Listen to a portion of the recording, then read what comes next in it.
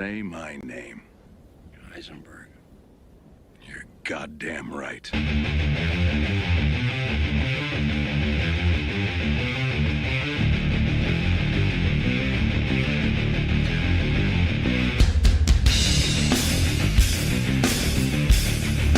All right.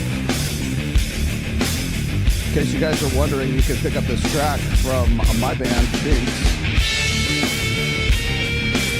Link is in the description now. Live from Las Vegas, Nevada. This is The Rational Male. I've got Commander Kyle in the command center. Yeah, we're going to talk about that look today.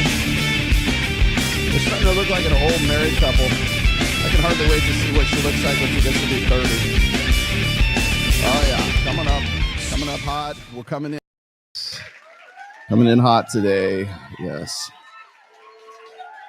What do women really want? Who cares? No one cares. You don't care. I'm going to talk about why it is that women will always compare you to their exes. But first, what do you look for in a guy? I like a guy who can protect me, but is also a little dangerous. So you want a contradiction? Yeah, a contradiction. Oh, then you just hit the jackpot, little mama, because I'm full of contradictions, you heard? I got an indoor backyard. I need reading glasses to listen to the music. I told my little cousin to tell his mama she smelled like mayonnaise, and he did it. And then I smacked him. Oh my, what a bad influence you are. I'm a bad boy, baby. Yeah. You ever heard of Jamaica, girl? Yeah. Are you gonna take me there? Nah, but I'm gonna play some Bob Marley at the cookout for you heard? Welcome to Jamrock. He's musical. Let's get married and have 9 babies and leave them. Amazing. Have hobbies. They do everything for female attention. Yeah, nice hand. Wait. Men don't have hobbies. They do everything for female attention. Yeah, nice hand-painted Warhammer figurines, you fucking slut. Well, I'm a whore. Heading. Oh. Right? Yeah. Like, it's the baby face. Are you in or are you going to go to college? I'm actually graduating this spring.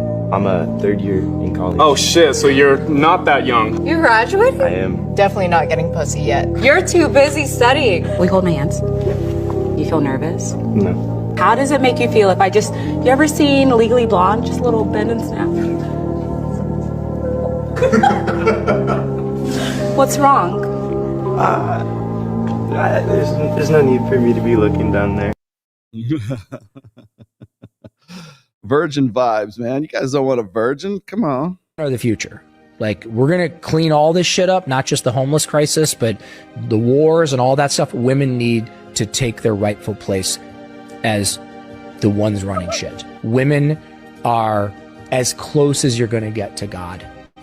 Men can build buildings, write songs, I don't know, do expeditions to Antarctica or whatever. It's all cool shit. I'm not bashing on men. Try creating life in your womb. Mm-hmm. Try creating life. My mother was the closest thing I ever got to experience to God. Whether she was a good mother or not is irrelevant. My mother created me. Women need to be president. Women need to run. I know who my God is. Hallelujah. The point is, successful people cheat. That's a reality, all right? Let's break this down by income. If a man makes less than $50,000 a year, that man probably faithful. But if he makes like 50 to 100 grand, that means he thinks about it, but he won't act on it. That's me. You got nothing to worry about that. What? 100 grand to $500,000 means he's definitely cheating. And then anything over $500,000 just means his wife knows his mistress by name. So like I said, He's right. Any man who gives his wife a car with a big bow on it is probably cheating. Oh. Those Lexus Christmas commercials are darker than you think. Misogyny. He knows I'm going to lunch. He knows you're He going to knows lunch. my vibe. He knows how I like to move, and he only sent $30. I'm not going to bend over backward for a man that is just sending whatever he can. If I'm talking to him, next time I'm out and he says, oh, you need something for lunch, I'm going to tell him, it's okay, somebody already sent me $100. Okay. If we're being completely honest, right here, right now, we've all eaten lunch for $30. Yes. Let's start 100%. there. Wait, Little cafe spot. eaten. Baby, Yeah, lunch we're with 17, not gonna snap us and get something popping, but we're not saying that we're ungrateful. Right. Food is food on the table. However, you know what the standard is. Correct. Me in that situation, handling it with grace. Thank you so much, baby. I'm so appreciative. I'm gonna still take a picture of that bill and I'm gonna send it to him. Thank you for the 30. That was the tip. Also, men, if you know that you cannot give $30 or if it's hard for you to give, then you need to date within Don't your. date. You Do not can date. date. No, you can. Do not date. But date with the woman that number not one date. does not have that expectation, or number two is in that range. Bye, Felicia.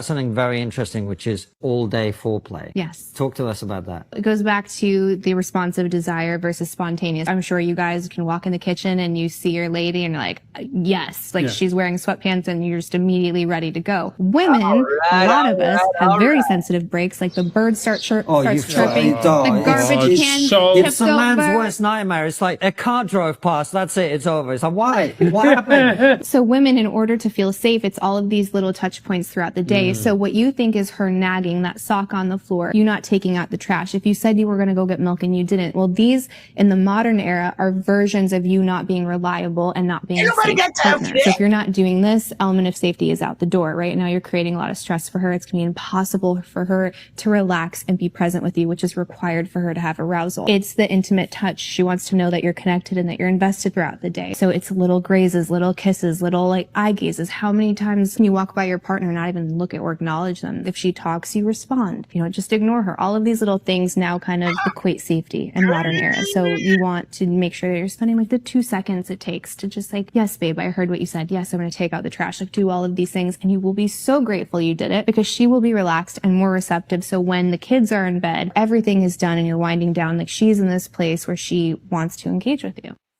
You need like a college major for this bitch. I feel like I just took a bath in battery You acid. have to take a college fucking major for this girl. Point right now where young men are going to revolt. Regardless of what postmodernist philosophers think about equity within society, young men are the ones that possess the capability to impose their will. They're the ones that we use to fight wars. They're the ones that we use to police streets.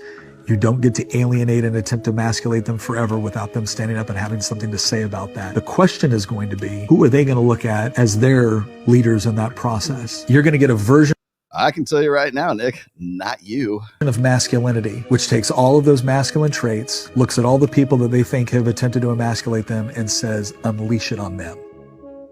F those people. You can have another group of men, older men, that are telling these young men, yeah, that sucks. It shouldn't have happened. But we No, they're going to be the ones that they're going to want to be strong and we need you to be noble. You're right. They lied to you about these attributes, but you have to develop in the way that they're going to go, because the only way that you're going to save the sort of society that you want to live in, the only way that you're going to create it is if you stand up and you actually assume that role. And it sucks that you have to do it under these conditions, but you do. So listen. I'm going to tell you right now, like, if I'm on record as saying that the only way to assume authority is to seize authority, is to take authority.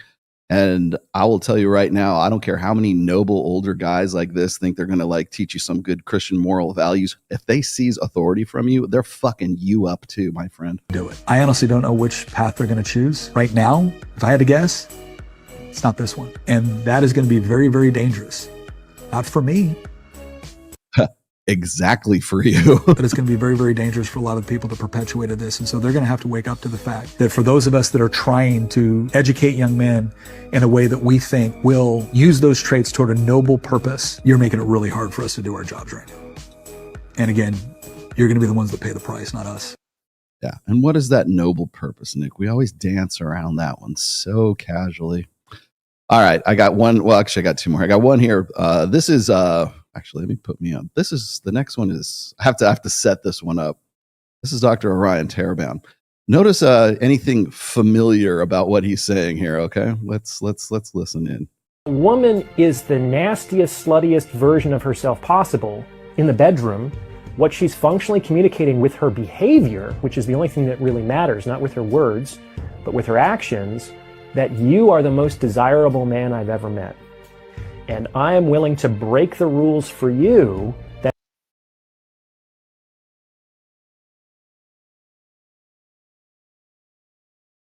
a woman is the nastiest, sluttiest version of herself possible in the bedroom. what she's functionally communicating with her behavior, which is the only thing that really matters, not with her words. Sounds like the medium is the message. That's the words, but with her actions, that you are the most desirable man I've ever met. And I am willing to break the rules for you that I strongly and rigidly enforce with all other men. Dude, can I get a fucking reach around? Can I at least get a reach around, Dr. Caravan, please? So it's important to take a step forward, actually, from Herodotus and look at Plato and Aristotle. And the reason I'm looking at Plato and Aristotle, they're after Herodotus, is because Plato and Aristotle tell us a lot about what the Greeks thought about women. Plato has a play called the Symposium. And the subject matter to be discussed at the symposium is, in fact, love. It's interesting that none of the people there to speak about love are women. It's just going to be a conversation entirely held by men about love. It turns out that there were two Aphrodites. There's the older Aphrodite and the younger Aphrodite. The older Aphrodite was the goddess of love of a thing for the sake of the thing. In other words, it's unconditional love. The young. I want to point something out here that was interesting to me because I didn't read the Symposium until a long time after this, but there was a point where I was saying, I think I've already put this out there on several occasions, is that women love opportunistically and men love idealistically. And this is like absolute confirmation of that. Aphrodite is the goddess of Eros and Philos. So Eros, of course, is erotic love. It's the lusty love that you have. And then there's Philos. And Philos, according to the Greeks, is love for a thing because of its virtue. You love the thing because of its essence. And then but then there's the other Aphrodite. She's the goddess of what we would probably today call agape. Agape is that unconditional love. Now, here's what the Greeks said at the Symposium. Everybody was capable of Eros and Philos, but women were not capable of agape. That a woman could only do Eros and Philos. So in other words, if you're a man and you want to have a relationship that includes you receiving agape, the only way to do that would be to have a homosexual relationship. Because you could have your Eros and your Philos in that homosexual relationship, and because the other person is a man, he could return the agape you gave him. So that made homosexual love the most superior form of love. Heterosexual love was the next. It was inferior to homosexual love because a man could express agape to his wife, but because his wife was incapable of agape, it could not be returned. And then, of course, lesbian love was the least valuable because there was no agape involved whatsoever.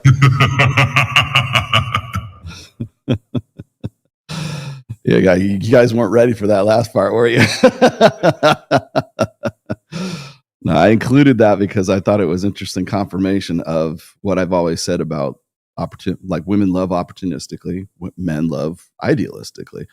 And I think this has been since, actually it was before my first book. I was writing about this when I was on So Suave, as a matter of fact. And that actually is what made it into the love series in the first book.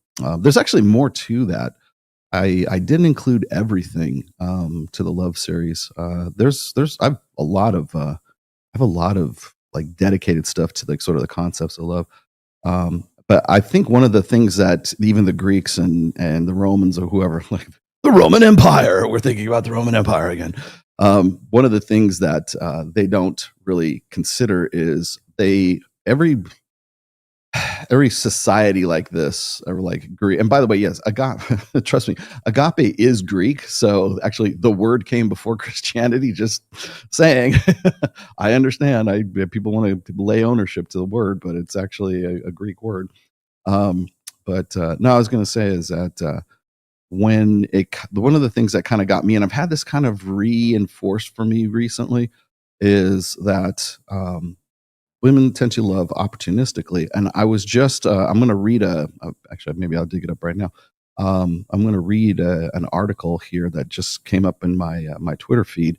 And I'm paraphrasing. The title is something like men must earn like $38,000 more than their wife if they want to have a successful relationship, if they want to have a successful marriage, or at least the functional equivalent of that, right? So if the wife is earning $100,000 and the guy is earning $138,000, then that is the sort of like the benchmark or the metric by which your chances of divorce goes up as a result. And so really what that does for me, what that confirms for me, is that women love opportunistically and men love idealistically. And when I was writing about that, when I was talking about idealism, I got so much shit for using the word opportunism and idealism, because guys don't like the idea of idealism because they think it sounds kind of like gay, right? They think it sounds kind of like poetic or artistic or whatever, but it's really just, men tend to idealize love,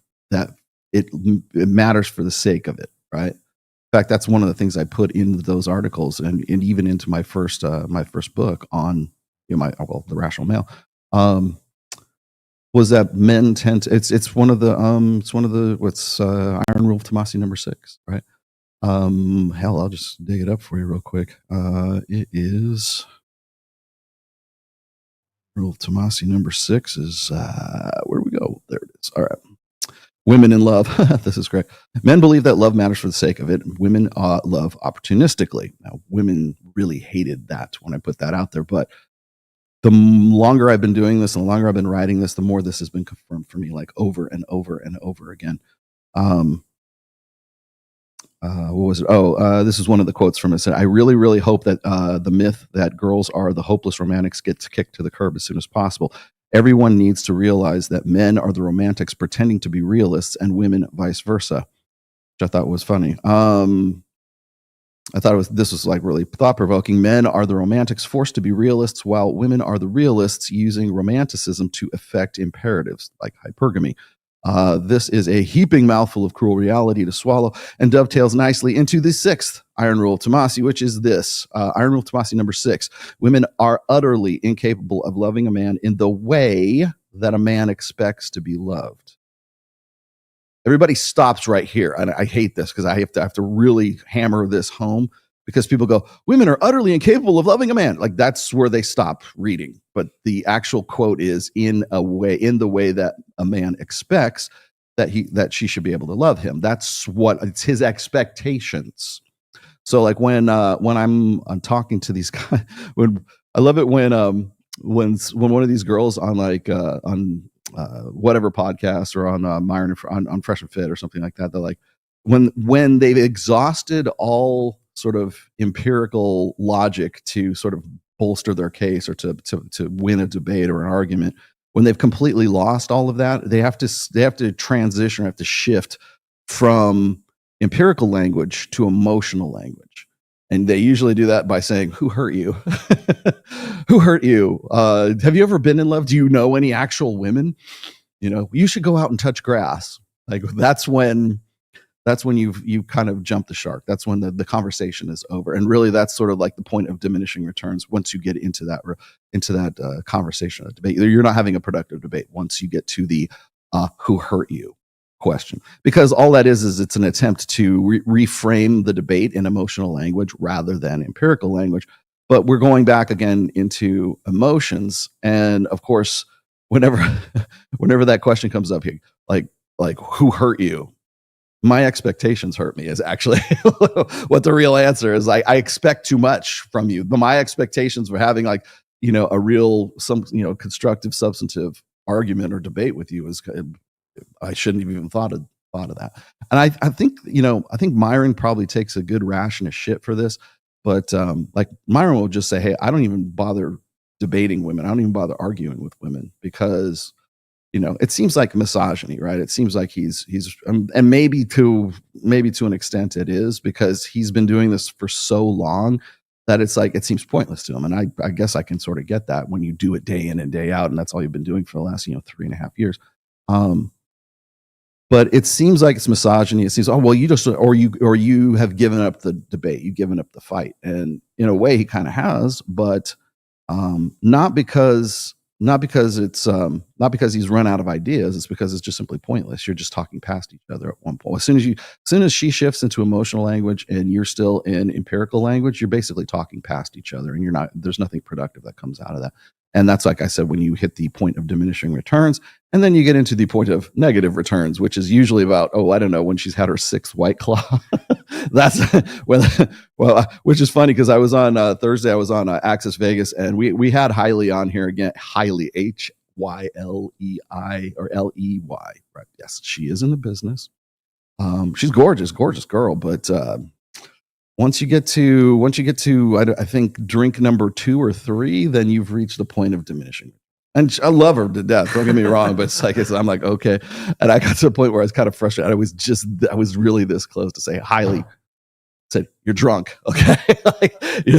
I know what's coming out of your mouth might seem like it sounds logical to everybody at this table, but you're just fucking rambling.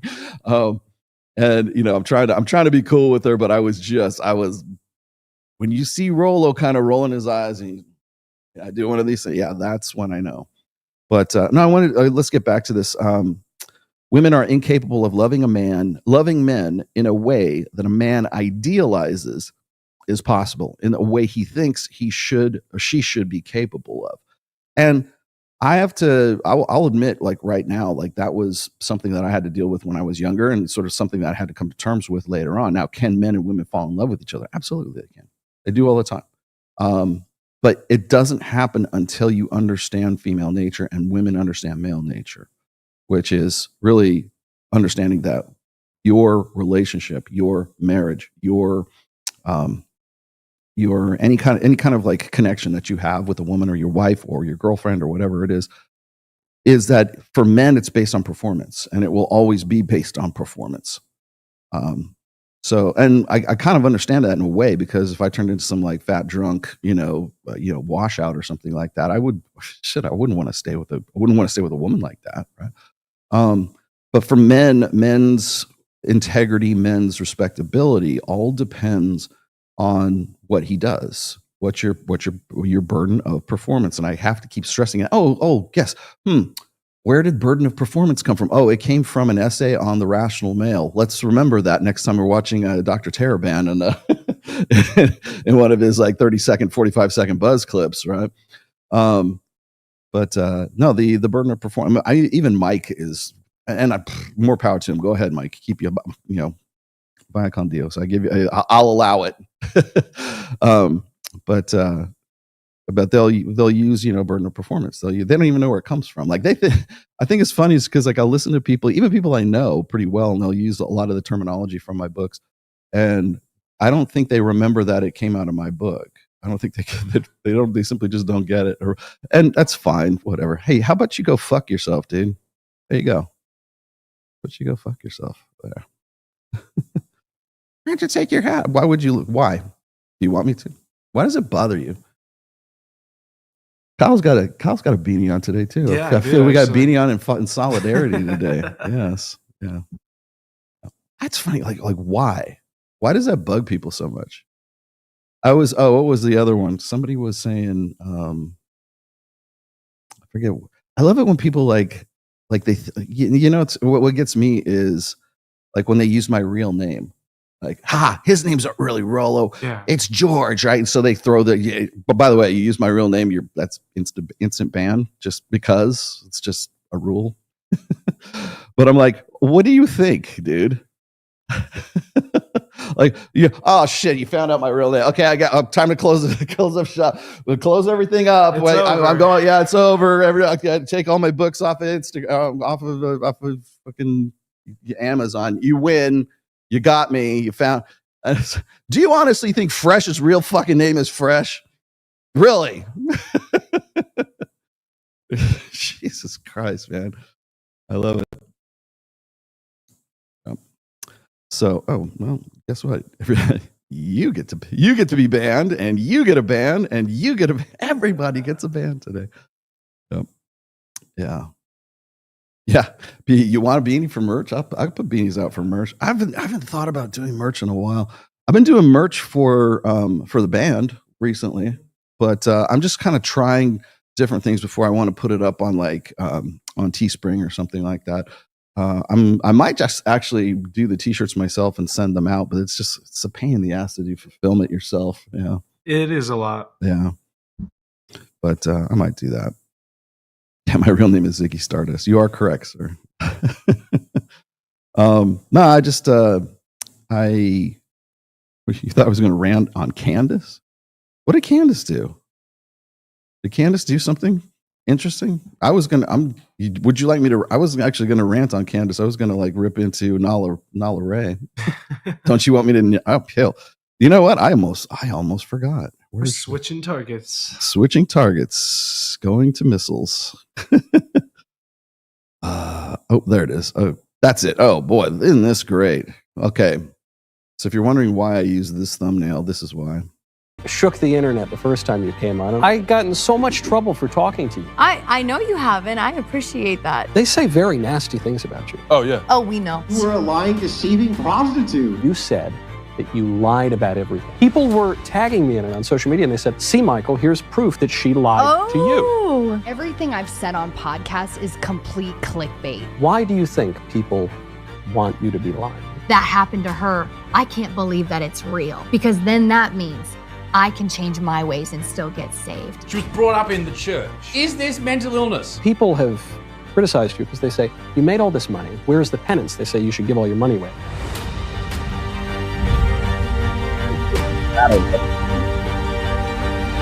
He's like backing on the way. Dude, man, lay off the fucking ding dongs, man. I'm telling you. Lay off the Taco Bell. I don't know, man, because I think not if God damn it, man. Like Nala Ray did commercial porn. Okay. It wasn't just OnlyFans. She was doing commercial porn as well. And I think it's probably because she had a former boyfriend who was the bad boy boyfriend who convinced her to do it. She started making a shit ton of money. She started going on. I know why she's like talking about like, that was just me like talking about what I did before I got saved and before all of this stuff. And like, yeah. Then I was that's when I was really schooling you guys. Like, so are you doing it now or are you not doing it now? Right? No, trust me, I'm not doing it right now. Yes. Andrew Willson, I like Andrew. I think they completely butchered. Like they took. You want to talk about taking shit out of context? That's them taking him out of context. And by the way, Michael Knowles will never accept. Just stop it right now. Michael Knowles will never accept a real challenge because he would get raked over the coals by me or by Andrew Willson. I think the interview, I'll call it an interview, the quote unquote debate about what divorce and marriage that he did with Pearl March of last year, I think is what it was.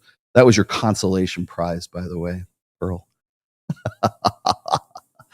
Okay, give me the evil laugh. I need the evil laugh.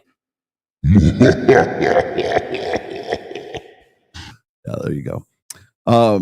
Now the exchange between Pearl and Michael Knowles was just you want to know why like she has no business being representing the manosphere in any capacity. All you got to do is just go back and rewatch the Michael Knowles versus Pearl, marriage divorce debate debacle, where Glenn Lawrence is like basically feeding her lines from the wings over here. Tell him this.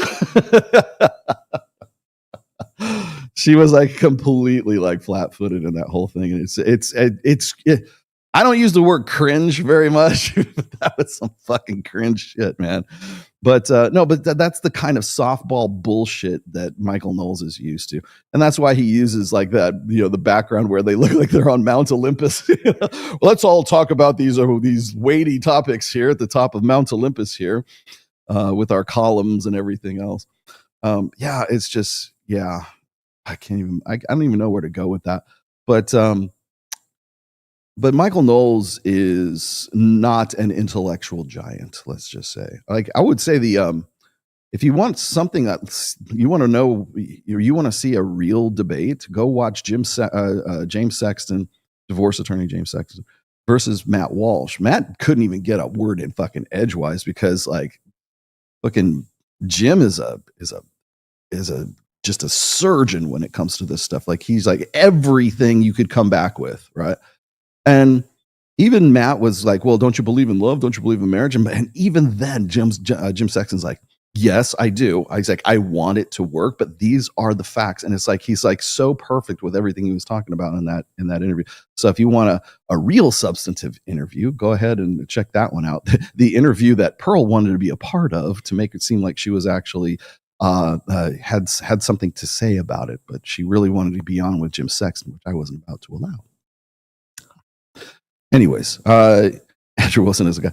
I explained the difference between and I did see the exchange between Gary the Numbers Guy and Andrew Willson, and why anyone would debate Gary the Numbers Guy about Christianity or any kind of religion or whatever. Gary is there.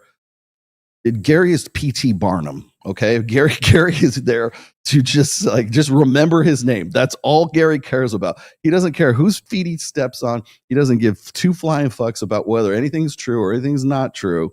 Hey, well, I'm a numerologist, I'm an astrologist, and this is the real religion. He knows he is pressing the right buttons, especially for the guys who follow Andrew Willson. And I wish Andrew would have hit me up before then, because I will tell you right now that there is no better player of the game than Gary the Numbers Guy.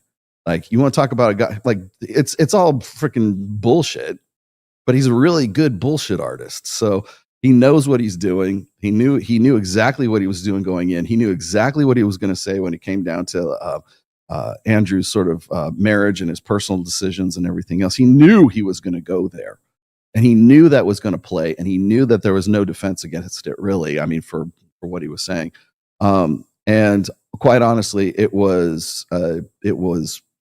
an exercise in the most disingenuous debate I think I've ever seen in a long time. And that's saying something, because I've seen a lot of them recently.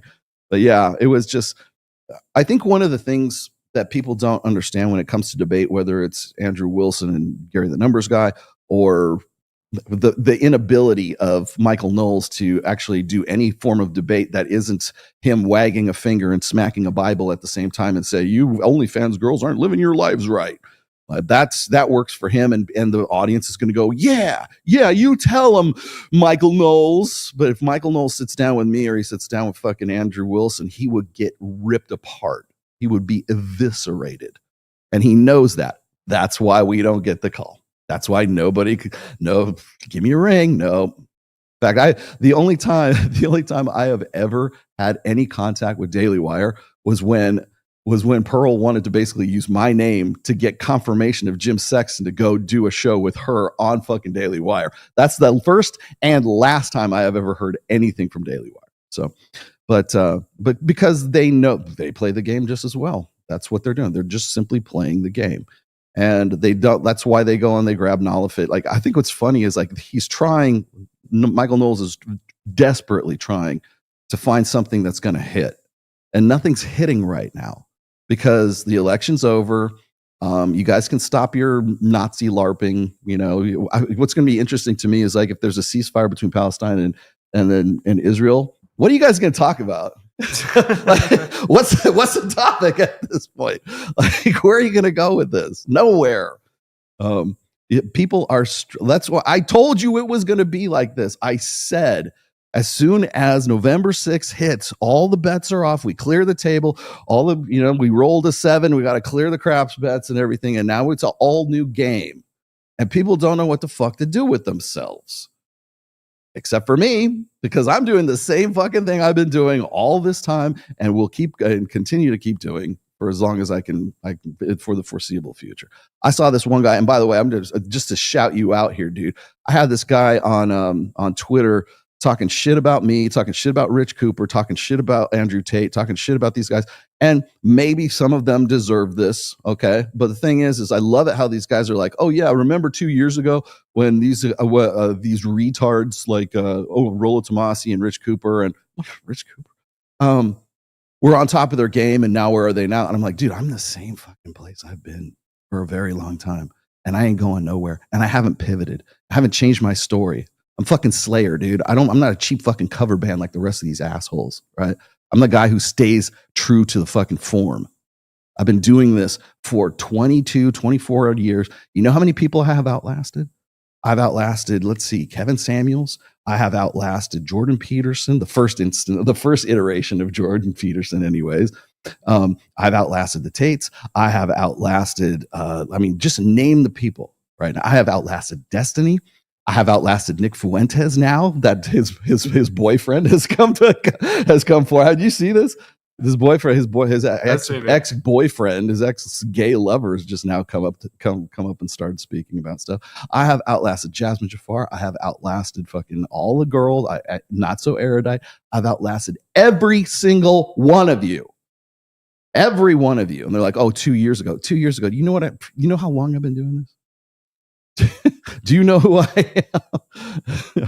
I hate that Say shit. my name. Yeah. What do you got here? Can you define the term emotional language? Okay. A good answer by the way, today's AMA too. If you want to get a question in, please hit me up with at least a $10 super chat. A good answer might indicate high emotional intelligence. No, there's no such thing as emotional intelligence. There is no such thing as emotional quotient. Coming up with things like demonstrate, don't explicate is one good example of high EQ. No, it's not. It's high IQ is what it is. That is the language of empiricism. Okay? Language of emotionalism is, let me hide that one. So here's the deal. EQ is not a thing. It does not pass the test. Emotional, I'll tell you why. Because I can change your emotion chemically. I can change your emotions with circumstance. Okay? I tried to make this the case on Access Vegas, I think 2 shows ago. I said, look, the ladies at the table, I said, your emotional state is different now that you've had 3 shots of tequila than it was when you first sat down here. Okay? So you have to keep remembering that emotion is not fucking magic. That's the whole thing. You want to know why Symposium and Plato and Aristotle and all these guys, they still were under the impression that emotions were in some way, they just don't, not because they're horrible, unintelligent, stupid people. It's just they didn't have access to the kinds of information that we have in the 21st century. They did not plot the human genome. They didn't have fMRI scans. They didn't know how women's synapses in their brains are wired and men's are wired this way. They had absolutely no fucking clue. They had no clue about anthropology. They had no clue about sociology, not to the degree that we have now. And I don't care if you think St. Augustine Aquinas or whatever was a great, wisdom of the ancients. Great. But he still did not have access to the shit that we have now. Carl Jung, fucking Sigmund Freud, did not have access to the same information that we have in 2025, in the 21st century.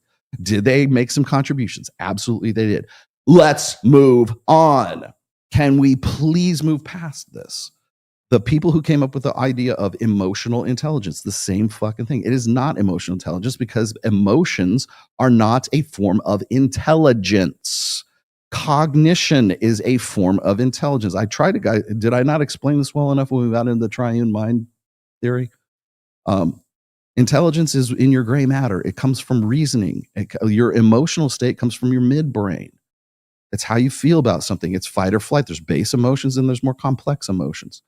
Now, do people have a greater or lesser ability to interpret how someone is feeling? Yes, of course they do. That's what autistic people do all the time. I have a really tough time interpreting social cues and understanding vocal intonations, understanding a person's emotional state. Yes, but that is a form of cognition, not a form of intelligence, not a form of emotional, there's just I've probably go and find half a dozen different articles on Perplexity or on just Google it right now. Just Google in right now. Emotional intelligence is bullshit. There's probably 10, 20 different returns you're going to get on it because it's simply something that was popularized in the early to mid 90s, maybe the late 80s to the mid 90s. And it's a part and parcel of this feminization that we want to prioritize emotion before reason. It's feels before reals. And that's exactly where we go when we say, oh, men are stunted because they can't cry at the end of fucking Titanic. They must be emotionally, disabled because they can't feel in the same way that women do. They must be emotionally unintelligent. Their EQ must be low. No, it fucking isn't. Men don't have the same hardware. We don't process emotions the same way that women do. And we have all kinds of research, like empirical brain studies, fucking research that proves this. So we need to, and I'm not trying to flame you or anything, my friend, but like, this is like something that really needs to just die. That this meme needs to die. It needs to go away. And we need to replace it with something that is more functional and more useful and has a better predictive framework. Right. So that's part one. Part two is this. So you were talking about like emotional language versus empirical language. Well, that's when we're trying to it's easier to illustrate the difference between emotional language and empirical language when you look at how men and women communicate. Men tend to communicate ideas. We tend to communicate about things. We tend to communicate. We prioritize in a conversation. Men prioritize the content, the information being transferred between a man and a man, usually, right? So it's, how do we solve this problem? How do we kill the woolly mammoth and bring the meat back to the tribe? How do we make a spear? Where are the woolly mammoths at? Where are the caribou at, right? Where do I go and find this stuff so we can do this? We have to have this form of communication that we can pass down through generation after generation, and it has to be something that is information. It has to be a fucking textbook. Women, on the other hand, focus on people. This is Dr. Pinker, by the way, Dr. Steven Pinker. Men tend to focus on things. Women focus on people because women are the nurturers. They're the incubators of the next generation. Okay? Women are the vulnerable sex. Men are the disposable sex or the sacrificial sex, however you want to term it, right? Whatever feels good to you. But the idea of, yes, Aaron, we're going hiking very soon. As soon as you find me a place where we can go fish, we can go hike around Lake Las Vegas. Yeah, Lake Mead. Lake Mead. Yes. What's this? You have a straw man picture of the psychology. The term isn't supposed to be saying men be more vulnerable. I'm not saying vulnerable. I'm not saying it's supposed to be vulnerable. I'm saying that the principle of emotion as a quotient of IQ is in fact false, and it doesn't meet the acid test. Okay.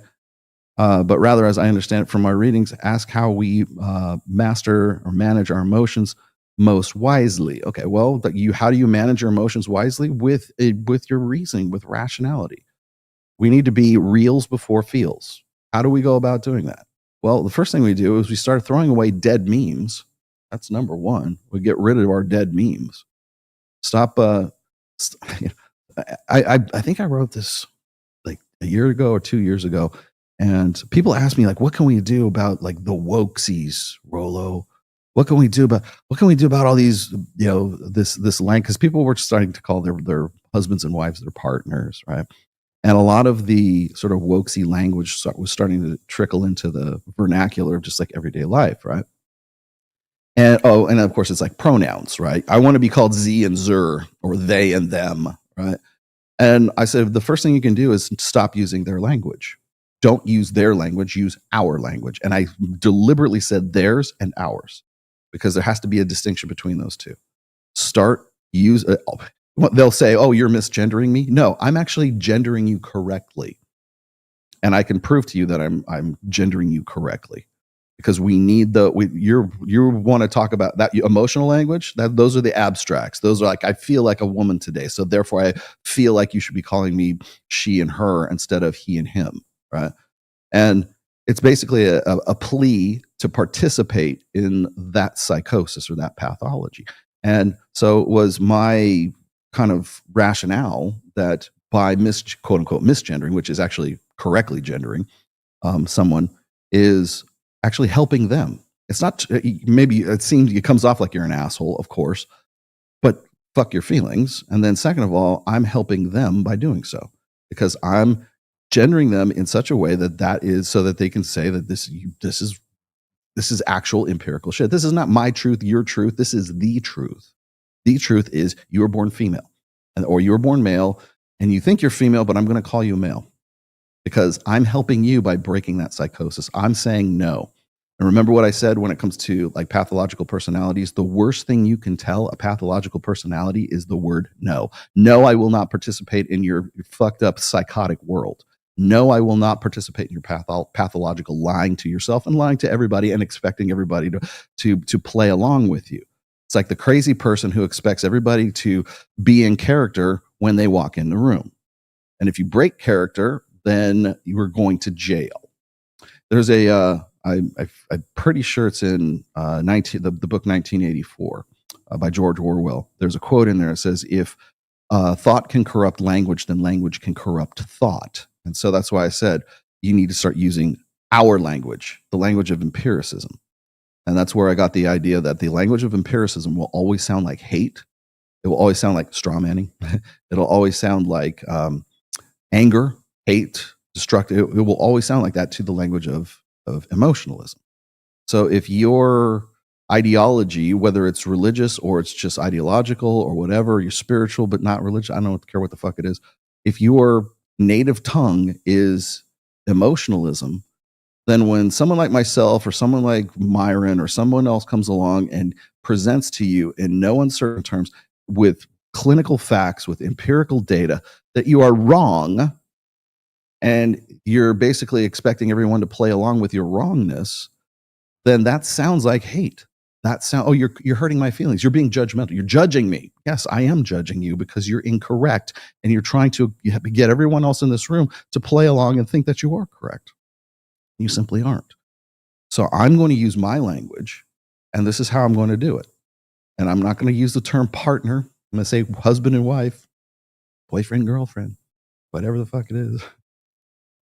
I'm trying to think of some other examples of like woke speak.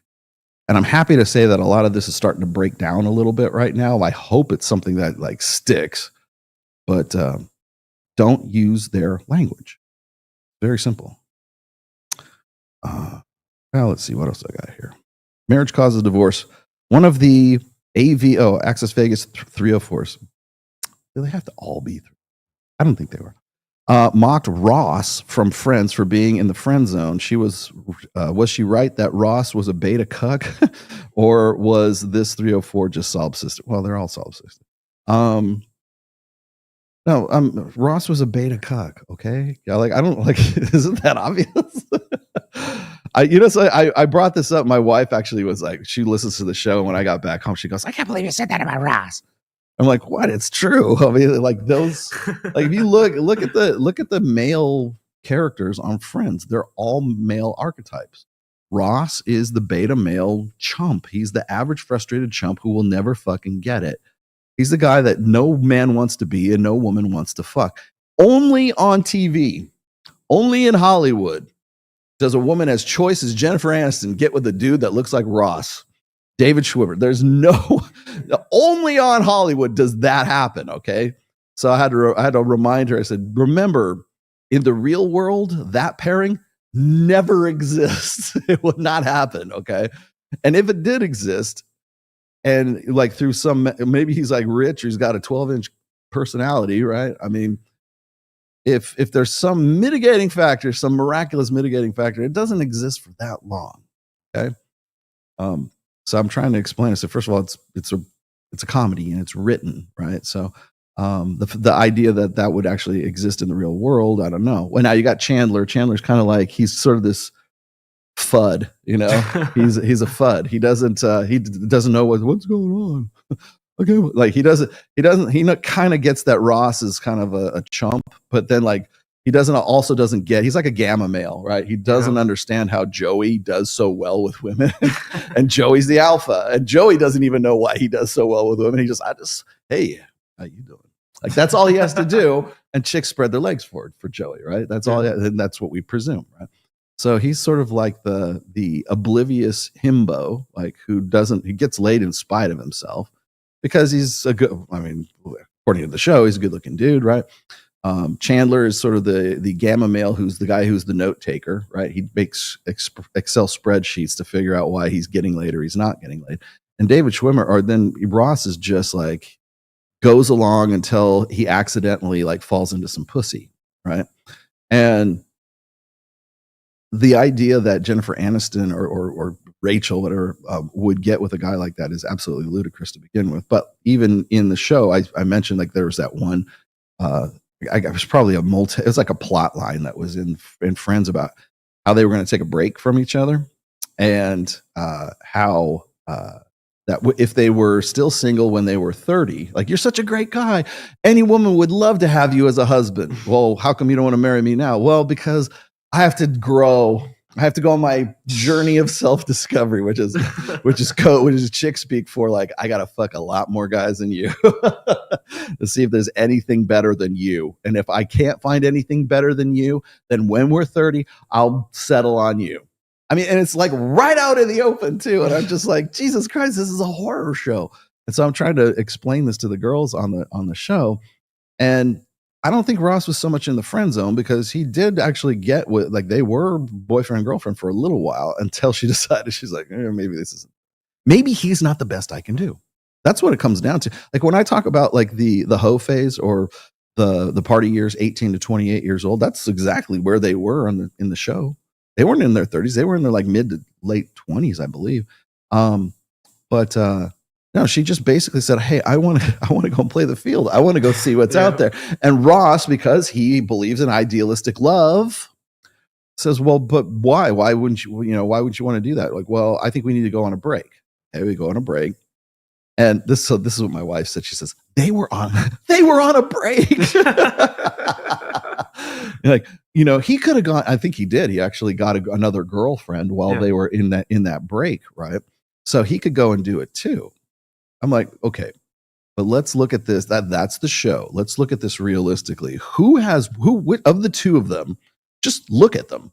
Of the two of them, who has more sexual opportunity? Who's going to have more sexual opportunities? A guy that looks like Ross and acts like Ross and behaves like Ross, or a chick that looks like Jennifer Aniston, who basically wants a break so she can hook up.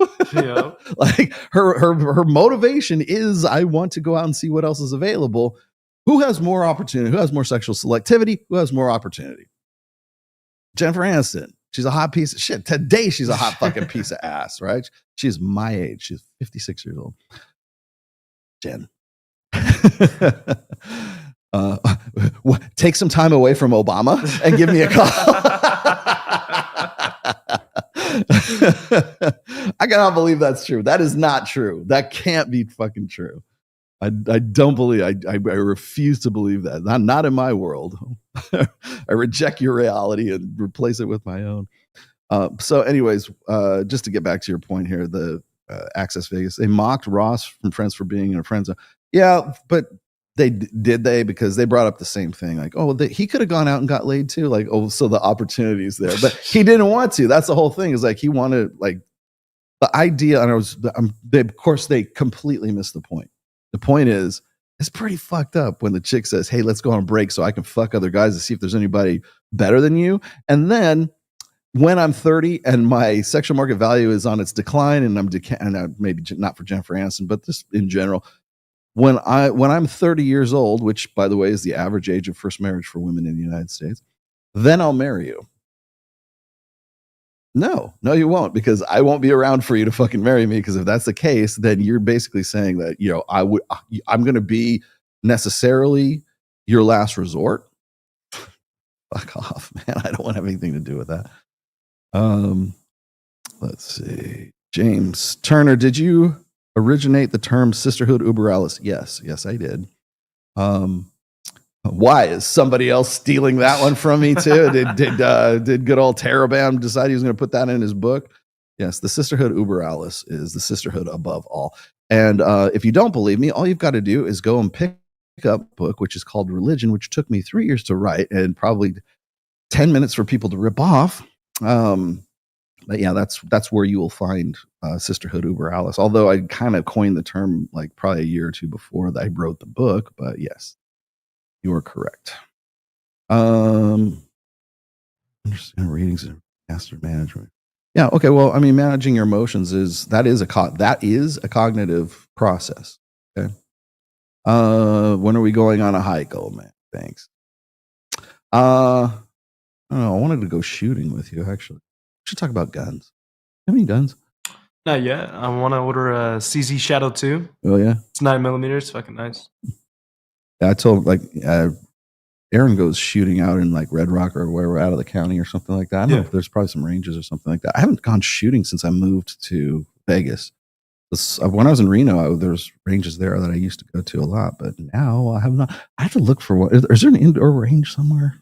I'm pretty sure there is. It's closer down. Is the font size on your other books larger than your first book? Yes, they are all larger than the first book. That's the number one complaint, by the way. And by the way, Al, in the new edition and the second edition, the anniversary edition, I guess, of the Rational Male, the hardback edition, already raising the font size on that. I'll tell you why I did that is because I wanted to fit as much good stuff into one book as I possibly can. And I didn't realize that it was going to be like very difficult for people's little tiny eyes to see. So, but yes, by the way, all the rest of my books are at 12-point Adobe Caslon. So don't know what that is. You're not a typographer. Can you explain what exactly frame is, and in that context, how men lose frame in a relationship? How women test a man's frame, and how a man can rebuild or keep his frame in a relationship? Examples. Okay, that is a rather complex question, my friend. You should join Reignite because there's a whole module on frame in that one. So let me just back up a little bit. So what is frame? Frame is not some bullshit term that pickup artists came up with, or even it's not even I did not coin frame. That's actually a sociology reference.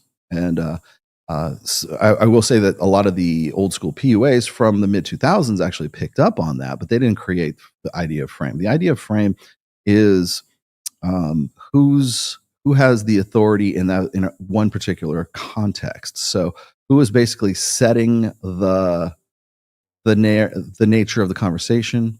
I'll give you it's real easy to understand frame from the position of a child. Okay, so if a child is 100% dependent upon its parents for food and for clothing and keeping a roof over his head, those children are in their parents' frame, and they will be for quite some time, right? Even after they're gone and adults, sometimes they're still in their parents' frame, because that's just they might have overbearing, domineering mothers, or they might have a very sort of authoritative father.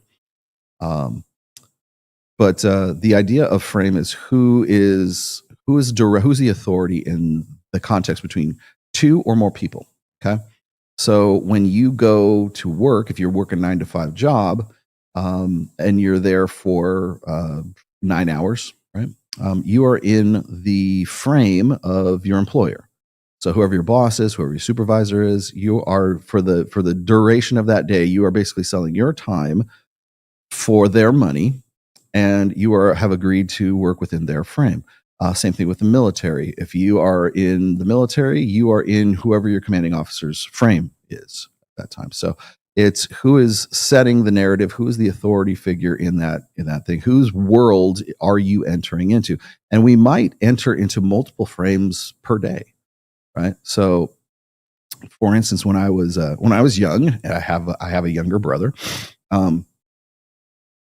we were always in my dad's frame because my dad was very authoritarian, and like I was saying before, my dad would give us the look. He'd be like, if we were misbehaving or we were fucking around, my dad would just give us that look, and we knew that fucking hell was coming if we didn't shape up, right? And we learned that because we were punished for it, because we were living in my father's frame, and when we saw that look, that's what we understood, right? So, but it's not something that we're even most times consciously aware of. Now, when you take frame and you refer to interpersonal relationships, like you and a girlfriend, or you and a chick that you just met, you can be in your frame with a woman that you just met at a club, or vice versa. Most guys defer to the woman's frame because they feel that they've been brought up that's how I got to be nice to her. I gotta impress her. I gotta do all these things for her. I gotta jump through these hoops. I have to qualify for her affection. I have to qualify for her intimacy. I have to qualify for just even her fucking attention. And this is how I do it. Most guys are already what I call pre-whipped, meaning that they're already whipped by a girlfriend that they don't even have. And why? Because they have it as part of their operating system, their starting package, that's what they're supposed to do. They're supposed to defer to that woman's authority. Whatever she says goes. And she has a woman's prerogative, which is to change her mind at any time. And so the idea of frame being set from the get-go as being the female correct way of doing things, that's another reason why the female experience right now is the one that defines us socially and interpersonally right now, is because guys default and think that it's the right thing to do to defer to a woman's authority, to defer to her frame. So when guys go like, oh, well, Rolo, I lost the frame. I was with my wife or my girlfriend, right? And then I got married. And then right after I got married, I lost the frame. How do I get it back? 9 times out of 10, you didn't have frame to begin with. You just simply didn't. You think you did because the nature of your relationship has changed. And people want to refer to frame as being something that's something that they presume that they had, or they had more power, they had more maneuverability when they were single, which is correct. But they most likely didn't have actual psychological frame because they were still like a simp. Like we talked about, I think this is probably one of the most genius things that I've ever heard come out of Tristan Tate's mouth, but a simping is an unequal exchange of value between a man and a woman. So when we talk about simping, the default understanding is that the guy who is the simp is in the frame of the woman he is simping for. And so he will find novel ways to overextend himself and to give more value than she is willing to reciprocate, if she reciprocates anything at all. So when we talk about simping is another really easy example of an unequal frame. Right? So an unequal exchange of value is the guy's giving, and she might give a little bit back. There's also a concept that Royce came up with, Roissy. It's Heartiste, really, Heartiste.org. And the idea is it's in the 16 Commandments of I'll dig it up for you. Actually, I think I'll go get that real quick because this is actually a pretty good read. Where'd it go? It's called the Heartiste.org. Okay, this is from his. Can I read? Come on, give it to me, baby. Oh, I think I spelled it wrong. HEARTISTE.org. There we go.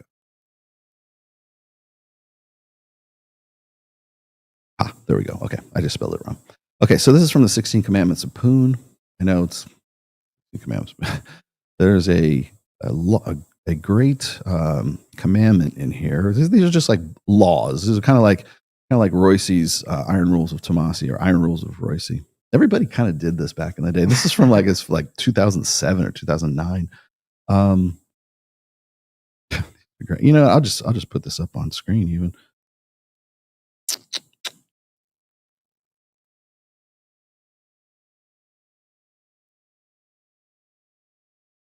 There we go. Okay, we can see that. All right, so this is from the 16 Commandments of Poon. You can find that at heartiste.org. It's at the very top tab. It's the 16 Commandments of Poon. There's one that's on here that I think is really cool. It's called, okay, so number 5 is adhere to the golden ratio. This is specifically related to frame, okay? Give your woman 2/3 of everything she gives you. For every 3 calls or texts, give her 2 back. 3 declarations of love, earn 2 in return. 3 gifts, 2 nights out. Give her 2 displays of affection and stop until she has answered with 3 more. When she speaks, you reply with fewer words. When she emotes, you emote less. The idea behind the golden ratio is twofold. It establishes your greater value by making her chase you, and it demonstrates that you have the self-restraint to avoid getting swept up in her personal dramas. Refraining from reciprocating everything she does for you in equal measure instills in her the proper attitude of belief in your higher status. In her deepest loins, it's what she truly wants. I love when it's poetic like that. So that's from the 60 Commandments. That's number 5, by the way. And really, I can't really think of a better, like you asked me, like give me some examples, or how do I get the frame back? Adhere to the golden mean, my friend. The laws of 2/3. So for every 2 acts of kindness, she has to respond with 3. There has to be that. Essentially what you need is her to simp to you. Okay, an unequal exchange of value, but there's still value being exchanged. You're still connected. It's not that you're not being a dickhead about it, but you're not being 100% like tit for tat, right? It's not this even thing. And as I said, or as Royce was saying, is that's a really good way to establish an acknowledgement of higher value, of higher status. Right? So those are a few ways that you can do that. But let's see if I want to make sure I answer everything you had on here. How men lose their frame in a relationship? Well, they lose frame because they get comfortable. Like here's the thing that gets me is like guys will get into a relationship and they'll just think they can put everything on cruise control. And that's one of the things I've seen, the probably the most consistent thing I've ever seen with guys that I've worked with in the past. I will help them sort of get back on their feet, like from being zeroed out, or like they'll be with like some really just shrew of a woman. They'll break up with her. I'll teach them just a little bit of social skills, just a little bit of game, whatever. And they go out and they do it, right? And then they start to think differently. They start to see success in their personal lives and their personal situations. And what happens is they get maybe 3 months in, maybe 6 months in, and then they meet the one. Then they meet the girl of their dreams, the girl that they could never have gotten prior to all of this. And they think that that's when the blue pill kind of conditioning seeps back in. And that's when they go, okay, Rolo, I got it from here. Thanks, man. Everything's set. I'll see you later. Look, I got this gorgeous chick. We'll be over here. See you later. Bye, man. And they never stop to understand why they're successful. And they never really think about, like, it's easy to learn from our failures. What did you do wrong? Okay, I did this. And you'll learn more from your failures than you will from your successes, because if it ain't broke, don't fix it. Right? So they'll go off and say, okay, I'll see you later. And then sure shit, like 6 months later or a year later, they'll come back to me. Rollo, everything's fucked. She got pregnant. I can't believe it. I'm screwed. Like I didn't know what to do. I lost her. She went off with some other dude, and she was a narcissist. She was like using me for sex. Get the fuck out of here. But the reason why is because they're like, okay, I got it from here. No problem, man. I'll see you later. Bye. And like, no, wait. No, we need to talk about how you were successful. No, I got it. Thanks, man. She's on the phone. I got to talk to her now. No. So how do you lose frame? You lose frame by getting comfortable. You lose frame by having an incomplete like picture of what frame is. Frame is the world your world that you want women to, or women want to be associated with, right? As I said, the definition of a high value guy. What is that? Being the guy that other men want to be and other women want to fuck. Okay. Well, for you to be either of those things, you have to have a world into which those people want to enter.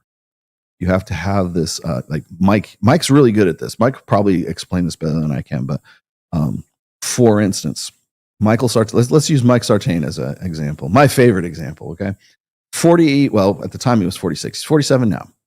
But when he was 45, 46 years old, that's when he met Kylie, right? And Kylie's 21, 22 years old, fucking smoke show. Everybody who's seen Kylie, no, you cannot disagree with me.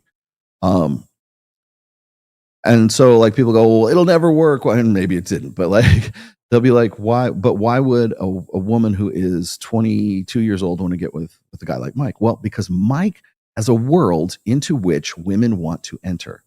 When Mike starts talking about how women are attracted to status, and women Mike is really big on status, right? Women fuck you because of your status.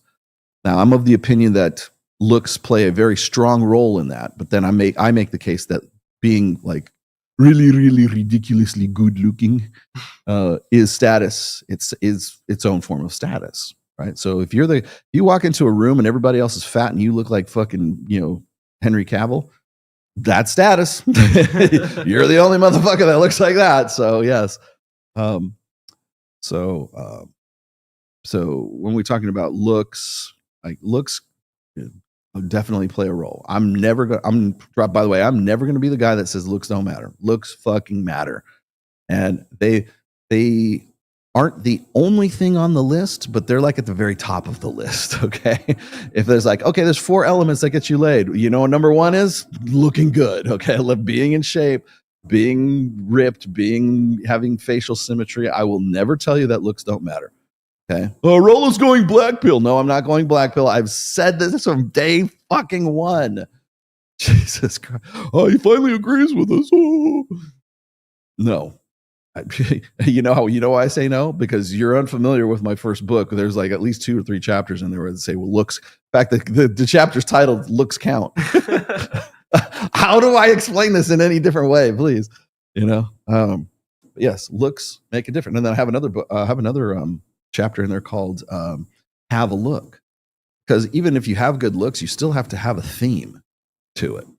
So you can be the best looking dude in the world, and if you like walk in and you're in fucking like Dockers and penny loafers and you get a nice sensible polo shirt or button down, whatever, and you look like everybody else in the room, you don't have a look. You need you got to go goth, you got to be tribal, you got to go fucking rockabilly, you got to be metal, I don't know, whatever your shit is, a jock, I don't care what it is. Like, you have to have a thing, you have to have a look.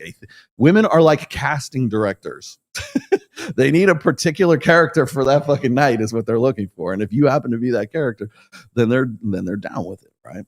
So people go, how come Rollo always dresses up like a pirate all the time? Or like, because somebody once told me that dress for the job you want. I want to be a pirate now. I have a look, man. People have seen, it's funny, so when people go and they look at my old videos, like when I was on the 21 convention, I was fucking heroin thin back then. Heroin chic.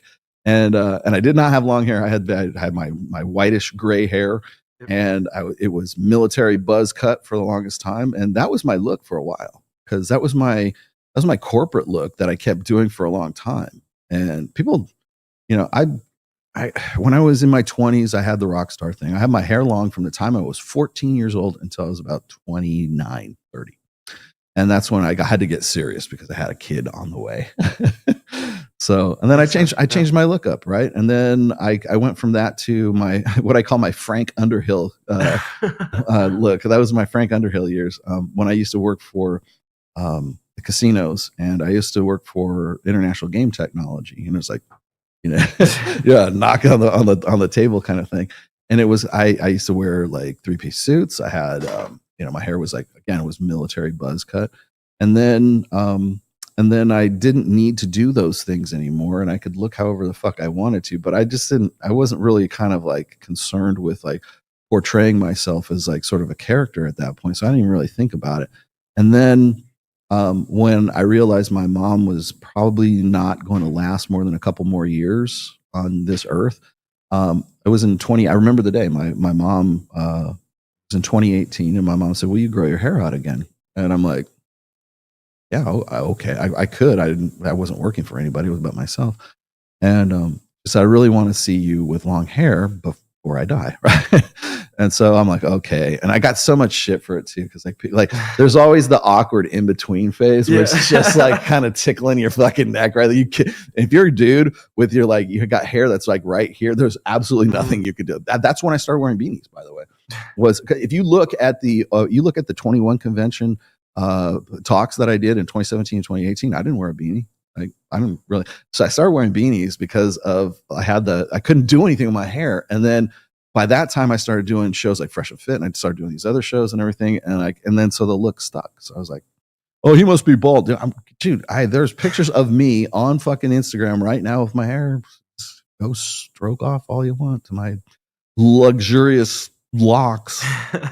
Why don't you just take it off right now?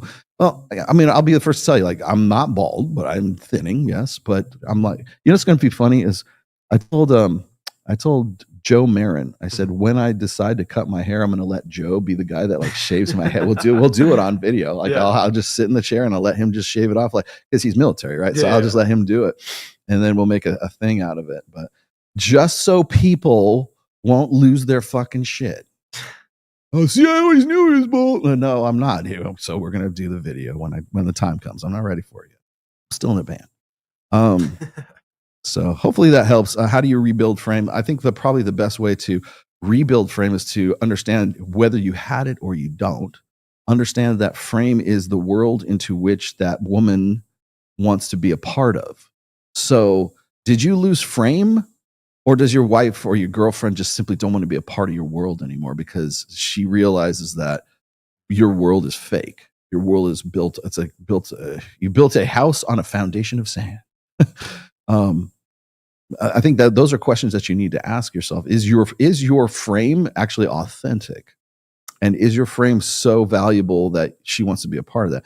Remember when people say like familiarity breeds contempt? Yes, it does. And you know why? Because people like your wife, like, you want to know why there are a lot of couples really get sick of each other. They stay together, but they're like fucking sick. They resent each other.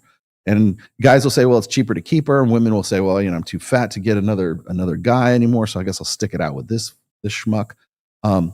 It's because you haven't lost frame. It's just like you have this mutual contempt for one another, right?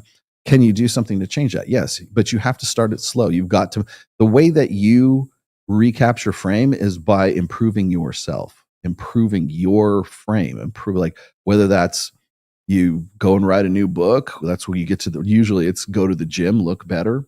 You have to be somebody that your girlfriend or your wife has to understand your value through a third party. And the only way that happens is if a third party wants to enter your frame. Most of the time, guys who have like really solid frame, it's because they are genuinely, authentically valuable. And women want to be a part of that. Men want to be them. Women want to fuck them. If it ever becomes any kind of doubt about that, that's usually when you lost frame. How do you recover that? Well, you become the best version of yourself. You start self-improvement. Self-improvement is frame improvement. And then beyond that, if you want some hard, like easy to remember rule, then remember Royce's rule of 2/3. Very simple. Frame is not something that I can just give you like a 2-minute thing on. Like, it's so fucking complex.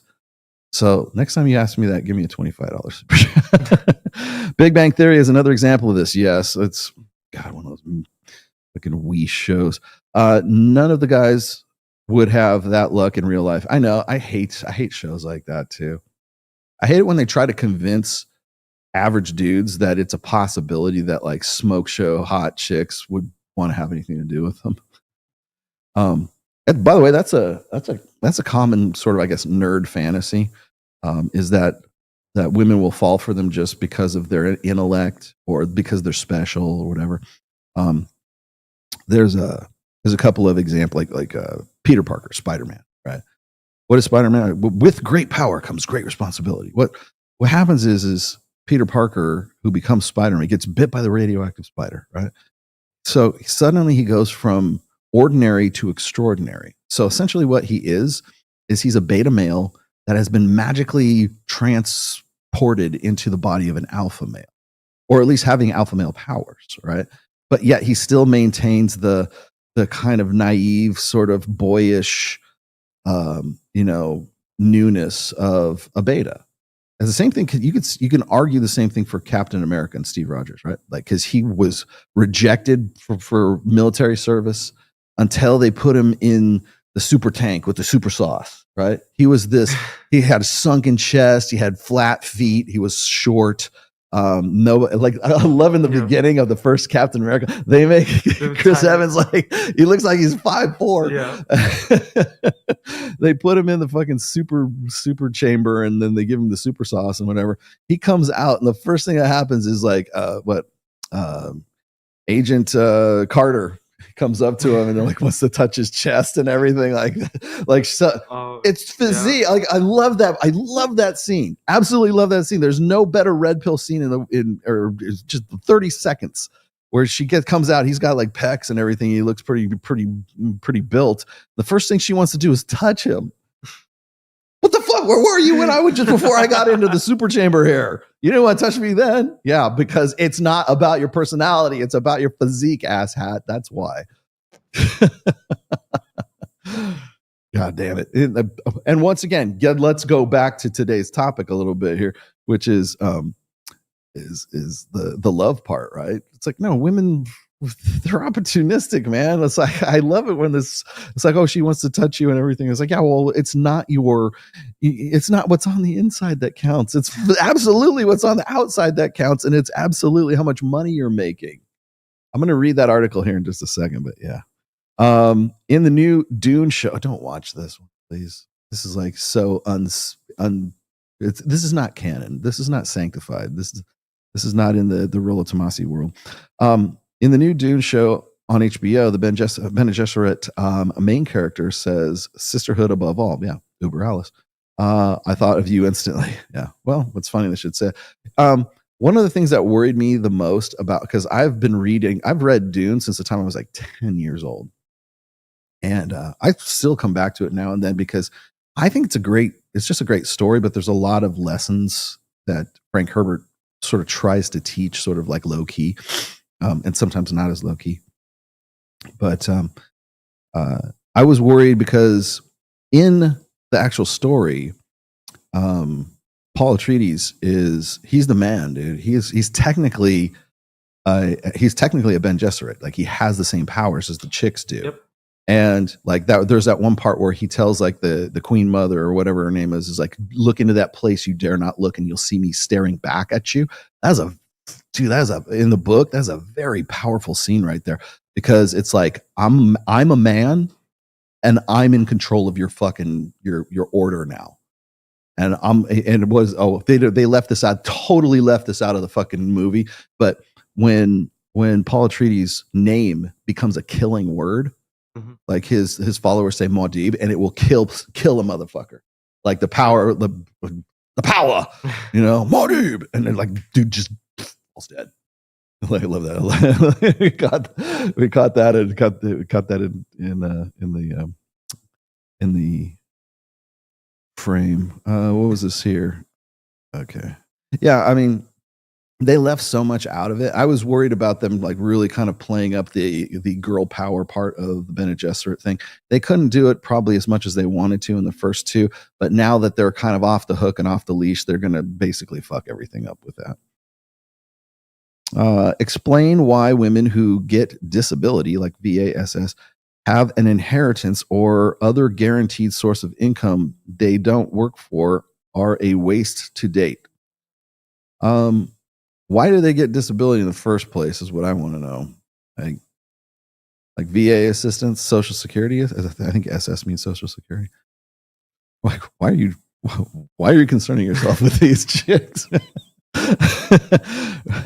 Was she ex-military? Oh, she's so hot, man, but she gets VA benefits. I don't know, man. Get disability, have an inheritance or other guaranteed source of income they don't work for. Are they a waste to date? Not necessarily. I mean, it kind of depends. Like, how much money are we talking about in inheritance? Like, they inherited like millions? There was a couple, I think it was back in like the mid 80s or late early 90s. They did these experiments for creative intelligence. And what that means is like a man's ability to adapt, to improvise, to just to be creatively intelligent. Now, that doesn't necessarily mean you're a painter or you draw. It can be actually artistic talents, of course. But creative intelligence in this sense is the ability to think innovatively, right? It's so the scenarios that they use for sort of attraction triggers for women, where you got these guys who are all equally attractive. It's the same guy, right? He looks good. Right? Women are attracted to him physically. One guy inherited his money and doesn't really have a job or anything like that. How attractive is that guy? One guy inherited money, lost that money, and then remade that money again. How attractive is that guy? And then there's the guy who's like the struggling, starving artist who has no money, but everyone says he has potential to be one of the greatest artists on planet Earth, or the best musicians or whatever, and his potential to make a lot of money per his creative abilities and his talents. How attractive is that guy? And then one of the archetypes was a guy who had no money, made a lot of money by being creative, starting a business, doing something, right? Then hit hard times and went bankrupt and lost all that money, but then remade that money later by not in the same industry, but like by coming up with something new, and then getting back to the same amount, if not more money than he had in his original state. How attractive is that guy? And in every single instance, the guy who had creative potential was always number 2, and the guy who had gone from rags to riches to rags and then to riches again, that guy was the number 1 choice women would have, because it shows an innovativeness, or it shows a creative intelligence that people will argue that it's sexy sons theory, which maybe it is a little bit, but it's also long-term security. Are you able to bounce back from adversity? And if so, can you thrive even after you have been bankrupt? So now so I'm stating this because does that dynamic actually apply to women as well? So if a woman has a shit ton of money, does a guy care if a woman has a shit ton of money? Usually not. Most guys don't. Like, all you got to be is hot. Like, rich men are equally attracted to a woman who is a barista as she is like a high-powered executive. And I don't care what to the contrary of anything Mac and Murphy and the rest of these idiots are saying. The possibility exists that a very wealthy man getting with a woman who has like nothing is far more likely than a woman who has everything getting with a guy who has nothing. So it's usually the opposite way around, because women and men are attracted to different criteria. And I don't see why this is fucking rocket science. Like, it's assortative mating. It might have been in the 20th century. It might have been in a pre-sexual revolution society, but not anymore, man. All bets have been off since 1965, guys. So all this bullshit about like, assortative mating, people get with the people that they get with because they're attracted to people that look like them and behave like them and have the same personality traits and everything else. And I'm like, well, first of all, that doesn't jive with the 4 laws of behavioral genetics. That's number 1. And then second of all, even if it did, you're still talking about a new ball game. So we're talking about a sexual marketplace that is globalized versus sexual marketplace in the 20th century that was localized. So if we say, well, women and men tend to meet in college, they tend to meet at work, they tend to meet at places that they frequent. The proximity of those two people makes it more likely for those two people to get together, hook up, fuck, have kids, get married. Okay, you could say that, but guess what? We're not in that society anymore. We're in a global sexual marketplace right now. And that affects the way that both men and women, but primarily women, think about what their sexual market value actually is. So as I've said before, it doesn't matter whether or not some chick is actually going to get flued out to Miami and go on Drake's yacht party. All what matters is some other girl did. And tens of thousands of other girls saw one other girl did, and they're all hotter than she is, or they think they are. So the possibility exists that somebody like Drake, somebody like somebody like NBA player or something, some athlete or whatever is going to do something similar for them. Therefore, the people in their local sexual marketplace ain't shit. And they got to get out of fucking Arizona and go to Miami, or they got to get out of Paducah, Kentucky and move to fucking New York or Vegas, right? Got to go fish where the fish are. You don't want to know why Vegas is like the number 1 place for like sexual marketplace? Because this is where women, like hot women from everywhere else in America, go, because they know this is where the rich guys are. They know this is where the guys with status are. They know that the likelihood of them meeting somebody that is their quote unquote sexual market value equal, it's never equal, is here in this locale. I remember when I was I used to listen to Tom Likas, and Tom Likas used to say we needed to put 2 different ratings for like the 1 to 10 scale. Yeah. There needed to be the 1 to 10 scale being on how hot she is, okay? And then there's the location.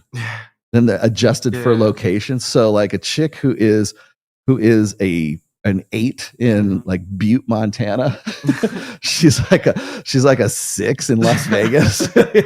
like that's the reality. That's like the reality check we need to put on this. And it was funny at the time because there was no, when I was listening to it, there was no like social media at the time.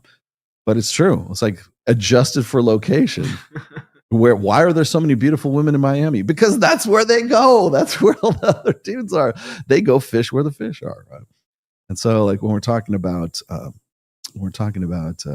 assortative mating, that's like the hot term right now is, people. And then once again, the benchmark, the metric is who's marrying who.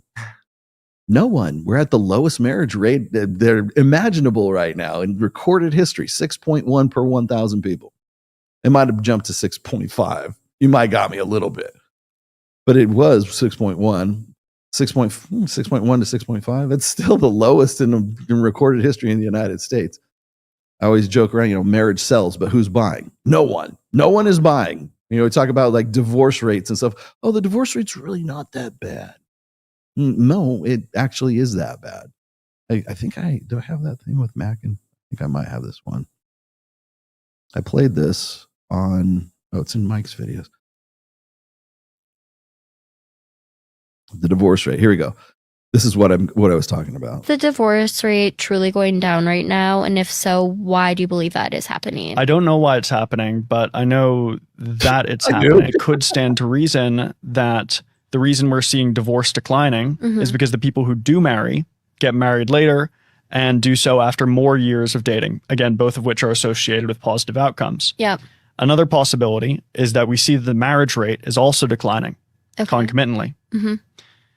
And it's plausible that many of the people who would have gotten married and divorced back in the day now just don't get married at all. Yeah. And so that is part of what's lowering the divorce trends as well. It's one of the more surprising things. I think everyone has this loose impression that divorce is on the rise and divorce is, crazy common, but divorce has been consistently dropping.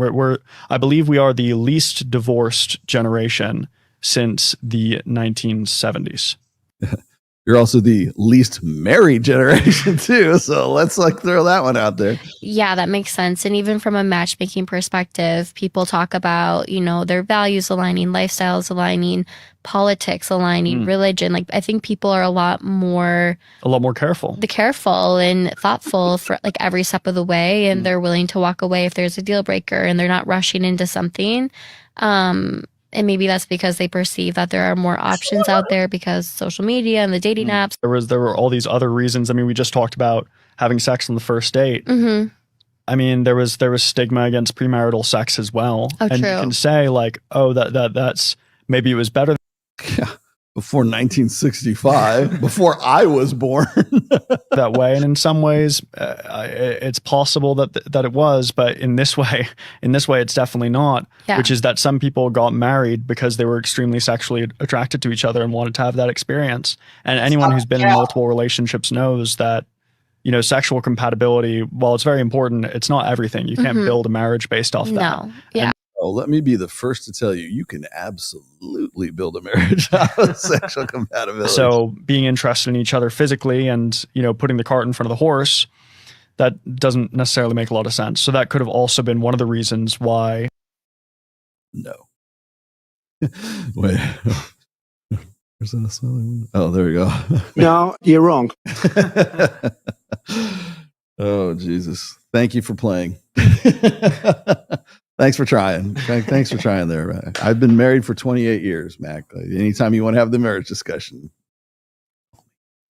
No, I thought that we actually covered this on Access Vegas on Thursday, so I had that hanging around. But I thought it's interesting. Is like everybody, they just can't fucking wrap their heads around like just basic math. It's like, yeah, they're not. The divorce rate is on the decline. For the lowest marriage rate in recorded history. Yes, you're right. Oh, yay us. Yay, no divorce. Yeah. I what's funny, I've seen this hell, I think it was Matt Walsh who tried to throw this one out at Jim Sexton a year ago. yeah, the fact of the matter is no one's getting married. Like, can we, like, hell, Gen Z doesn't even want to fuck each other right now. They have the lowest, like, that's why I think these guys, like, I presume Max Gen Z, I think he is. Like, they presume that the reason why men and women aren't fucking is because they have some, like, oh, we're very particular about who we fuck now. Pornhub says different. Stats on Pornhub, anyways. God, I love Pornhub. And I mean, like, Pornhub, the blog, right? That keeps all of the records of everything. That's another thing, by the way, is we live in a time where we have more accurate, more concrete empirical data on the sexual habits of, like, human beings in Western cultures anyways, than we've ever had. And I think a lot of in human history and documented human history, and you got to remember, like, we've only had this for as long as, like, Pornhub's been around. So, like, one of the things I think that, I mean, people are going to say, oh, porn is horrible. It's evil. We should, like, kick it. Like, Florida says we're going to ban Pornhub from Florida. You know how many other porn sites there are? You know how many other hubs? People, okay, fine. I'll go stroke off the X hamster or whatever the fuck it is, you know.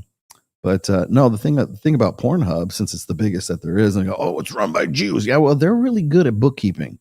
They're very good at keeping score. They're very good at keeping accurate data. And one of the things they do is they show, like, what people, like, search for and what time people are stroking off. And I think one of the things that when I was doing remember when I was doing the module for sedation? Yes. In the reignite thing.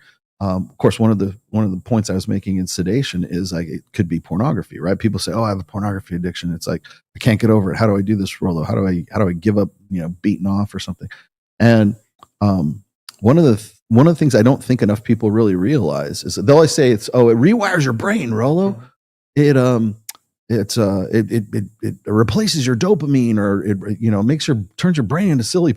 They're all about ayahuasca. A-okay. Porn? No, it'll scramble your brain.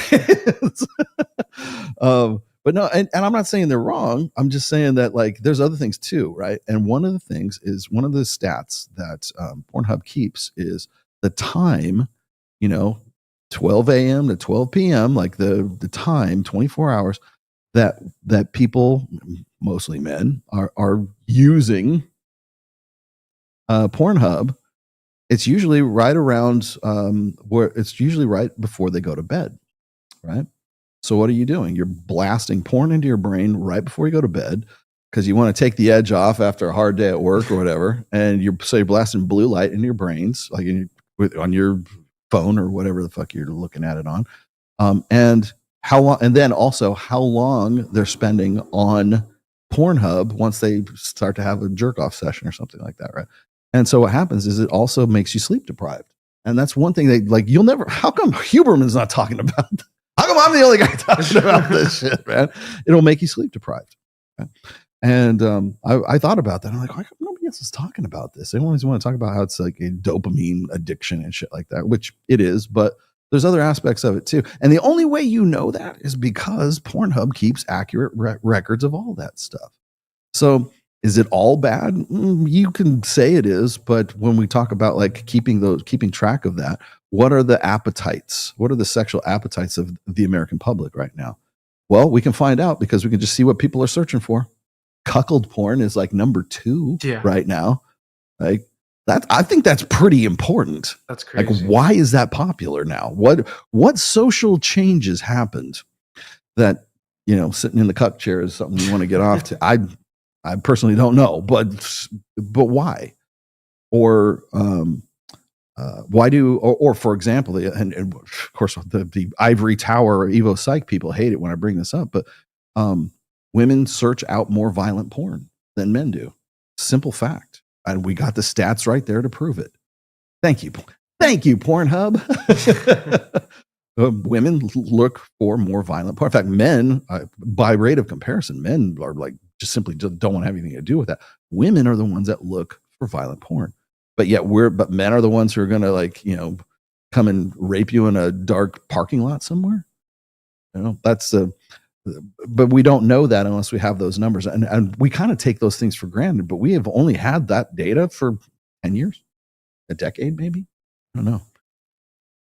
Let's see. I'm currently reading your first book with my English skills. I find it difficult to read as a German. Rich's book was way easier. That's because Rich's book is the cliff notes of my book. A very distilled, burned down version of The Rational Male.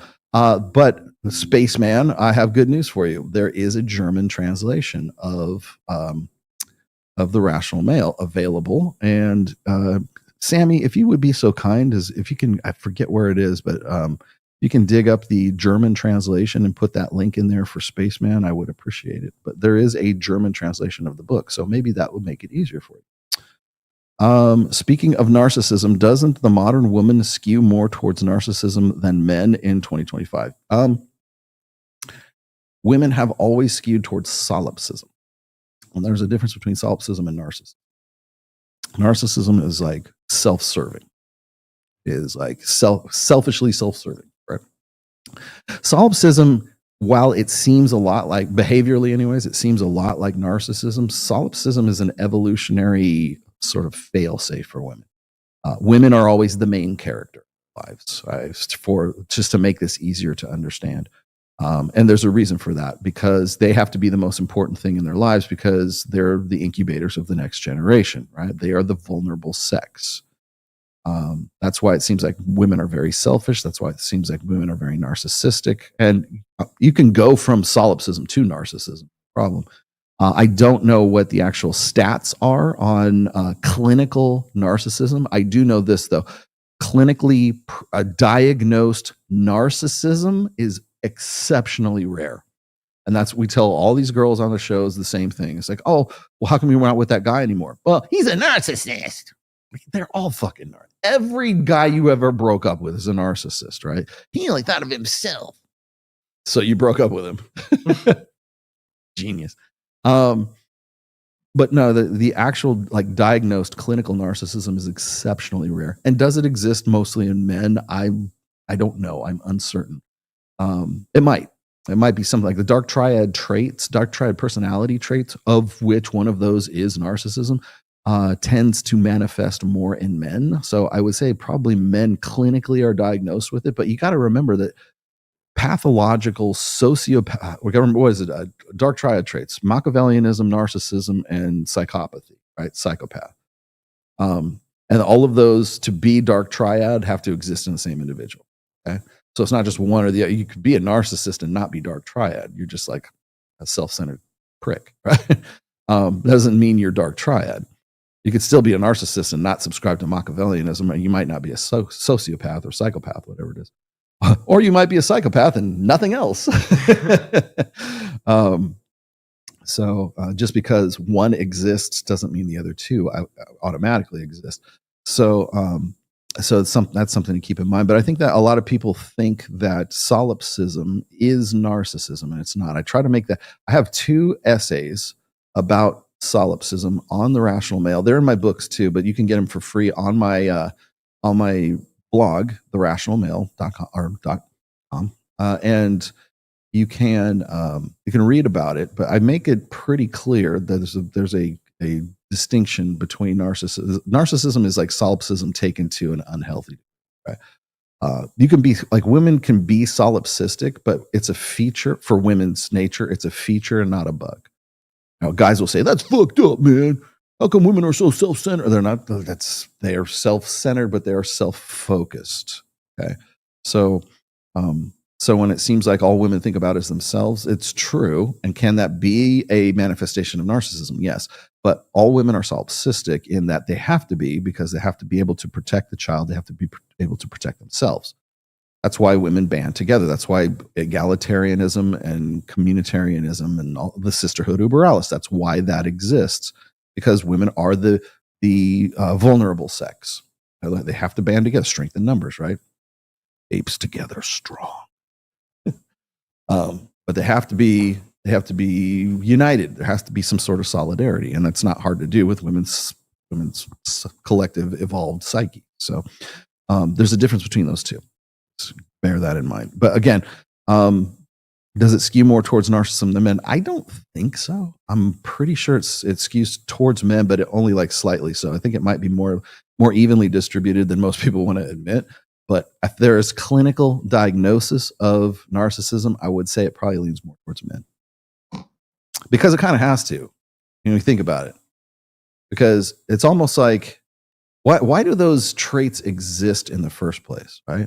They're put together, they're very attractive to women, especially for men. So why wouldn't men adopt a more narcissistic perspective in life? Why would they not adopt more dark triad traits if they're rewarded with sex? If guys who have dark triad traits are very sexy to women. There's dozens of studies about this. They make characters, like fictional characters. They describe them to women, and one of them is just sort of the nice guy, go along to get along, and the other guy is dark triad. He's like Tinder swindler. They want to fuck Tinder swindler. He's more attractive. He's more hot. He's more, hell, the video I showed you before was, I want somebody who's supportive and nice, but I also want him to be a bad boy. Like I want a contradiction, right? And it's the same thing. So if that's the case, and enough guys figure that women want a jerk, they want a bad boy, and the bad boy displays narcissism, Machiavellianism, and psychopathy, well, yeah, you're probably going to see more instance of it in the male population than the female population, because the men who adopt that, or are good fakers of it, they tend to be the guys who are rewarded with sex. So yeah, it probably does skew more towards men. Can you elaborate on the one that she pushed away? Also, which one has more emotional impact on her, the one that got away or the one that she pushed away?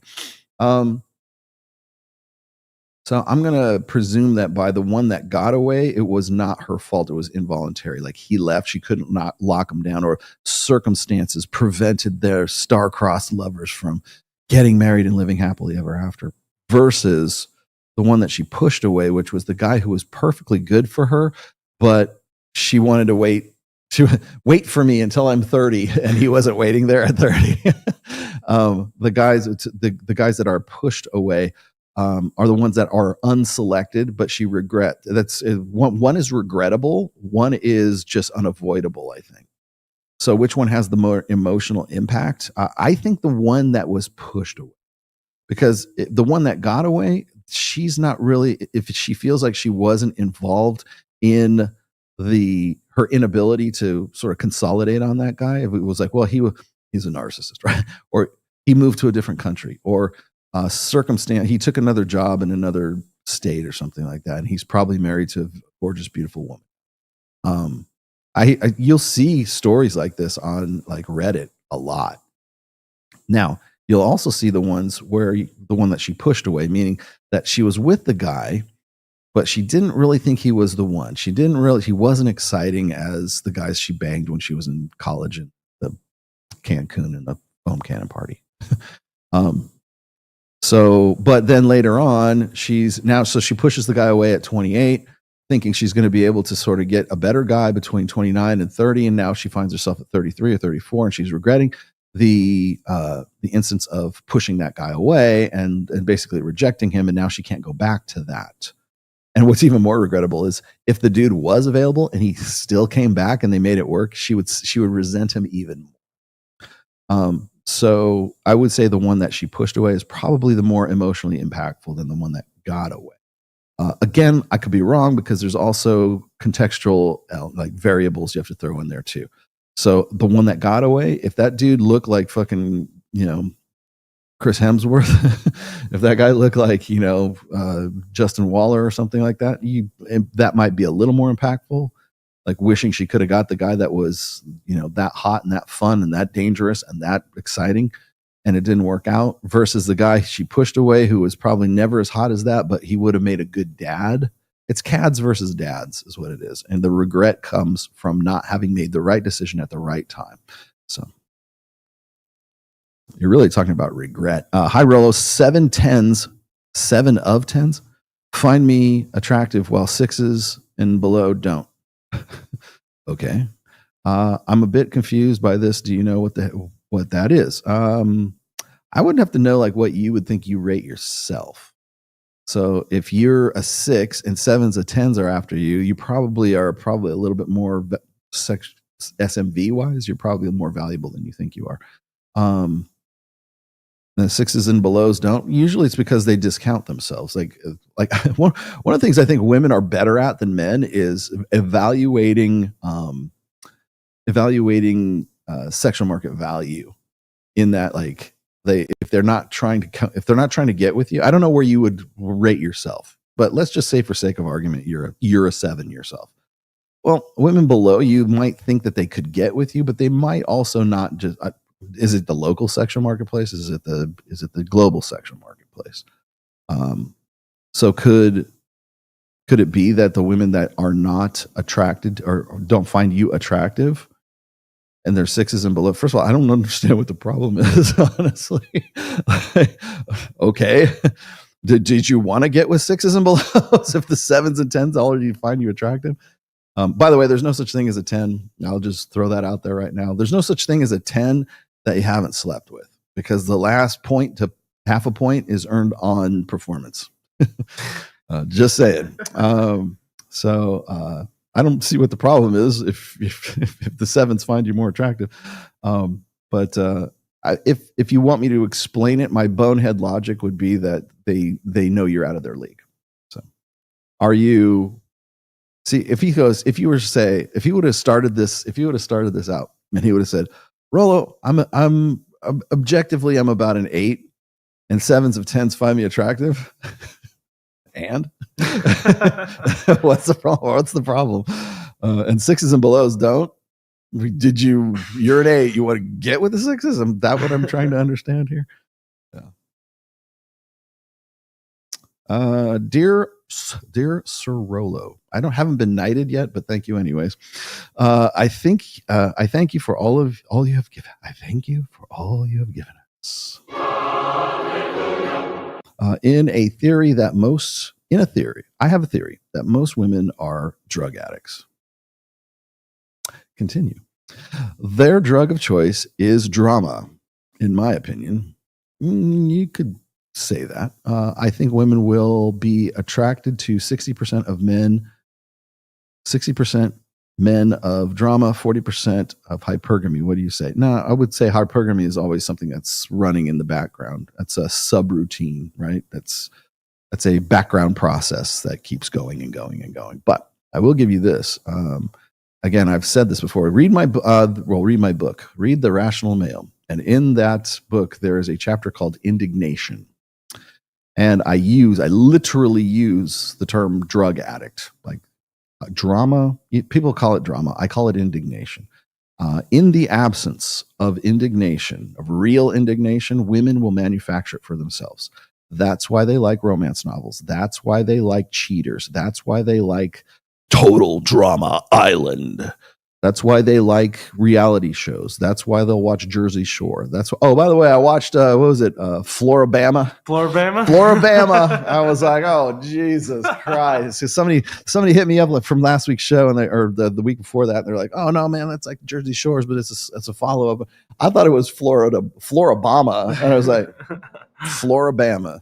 Really? Okay. How am I supposed to be familiar with Floribama? But no, that's an example of, like, women will create indignation for themselves, or they will live vicariously through their sisters or their moms or their girlfriends or whatever. That's one of the reasons why I say that's a lot of women who get married early, like women who get married between, like, say 19 and 22, they live vicariously through their single friends. Even if they're playing house and they've got babies and everything else. And that's one of the reasons why I think those marriages dissolve much more rapidly than if you get married later. I don't think that getting married later in life is all that good an idea too. I think there's sort of there's a sweet spot right around 26, 27. But when women get married, when couples get married early, and usually because of religious reasons, right? It puts women into a state when they get to be in their 30s where they are what I call making up for missing out. And usually that's as a result of having lived for the last 10 years through the eyes of their girlfriends who are supplying them with an artificial source of indignation. Do you ever wonder why admissions of guilt on like guys are cheating on their wives or something like that? Women love shows like that. They love it because that indignation. Here, I'll give you the scientific reason why. Because women will call it their feminine intuition, right? I call it their hypergamous filter, right? Or this sort of psychological subconscious sensitivity toward whether a guy is who he says he is. You want to know why The Bachelor The Bachelor has been on for 29, 30 seasons now? Like, there are like generations that have been watching this fucking show. It is the most successful formula that ABC has ever come up with. 29 seasons. 29 seasons. We're almost 30 years of this fucking Since thing. 2002. Wow. Yeah. And coming up. Coming up fast. And the reason? Because it provides an artificial source of indignation. He's not good enough for her. Is he really who he says he is?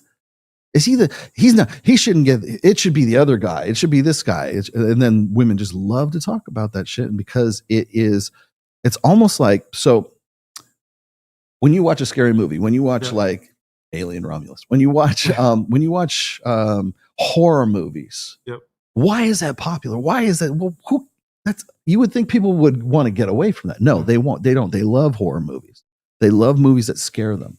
Why? Because we have this sort of evolved need to experience fear, even if it's artificial, even if it's manufactured experience.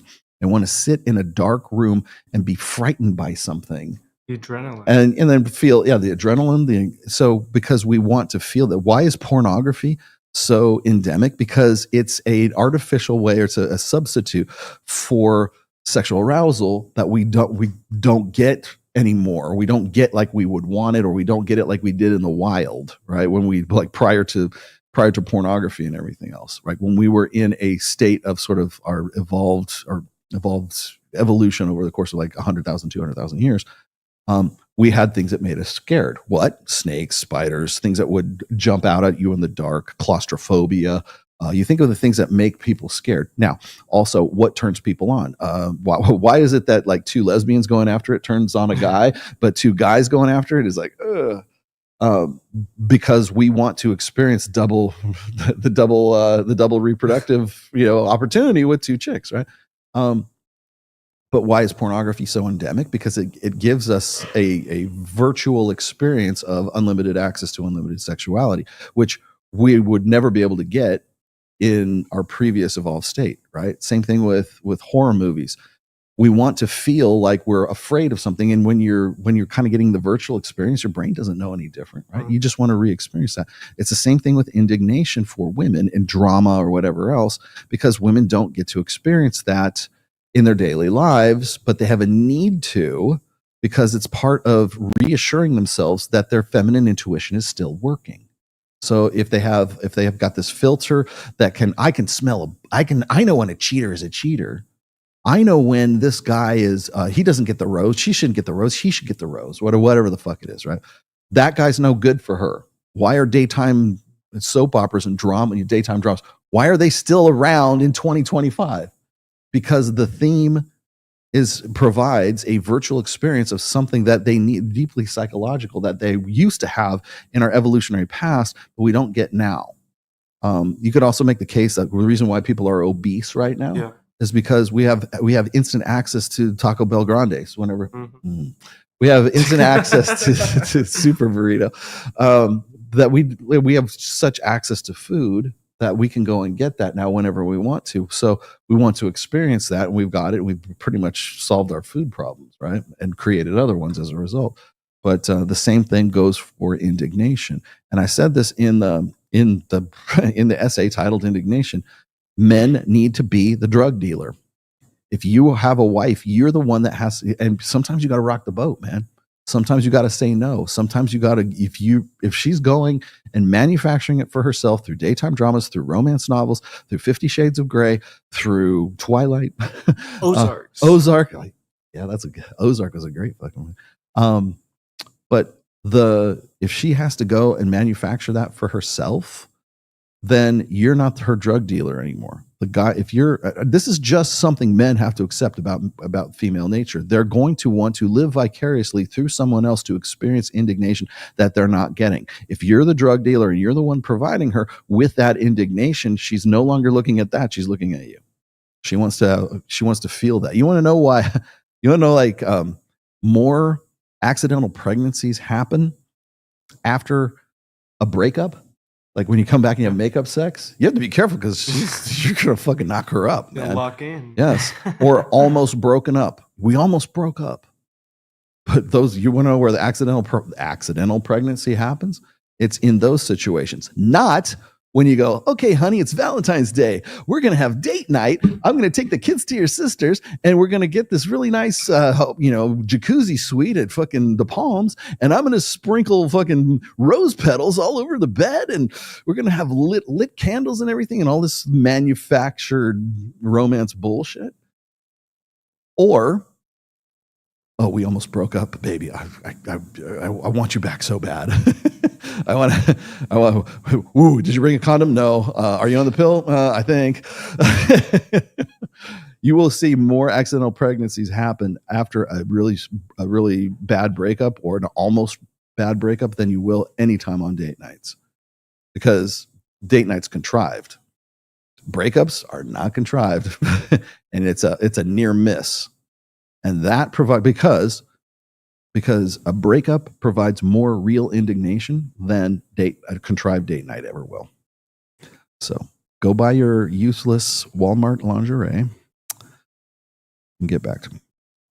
Okay, I got to you. Isn't emotionality the reason why music works wonders with women? I agree with you about woke as BS. Okay, so let me see if since we're on the emotional tip today, I think that's one thing that the red pill really kind of, like, in my opinion anyways, I think the red pill really needs to focus a little bit more on. Once again, I don't think that emotions are necessarily bad. They're to be a complete human being, you have to feel emotions. You have to have instinct, emotion, and reason. That makes a human. Okay. If you take one of those away, if you could remove the part of the brain that would eliminate your emotions, I would never want that. I'm an artist myself. I wouldn't want to do that. Our emotions are necessary for imagination. Our emotions are necessary for hope. Our emotions are necessary for keeping us on an even keel and can be also something that drives us to human atrocities too. It's just all in how it's applied. So do I think that that we should be robots, or we should all be Mr. Spock? We don't, total logic.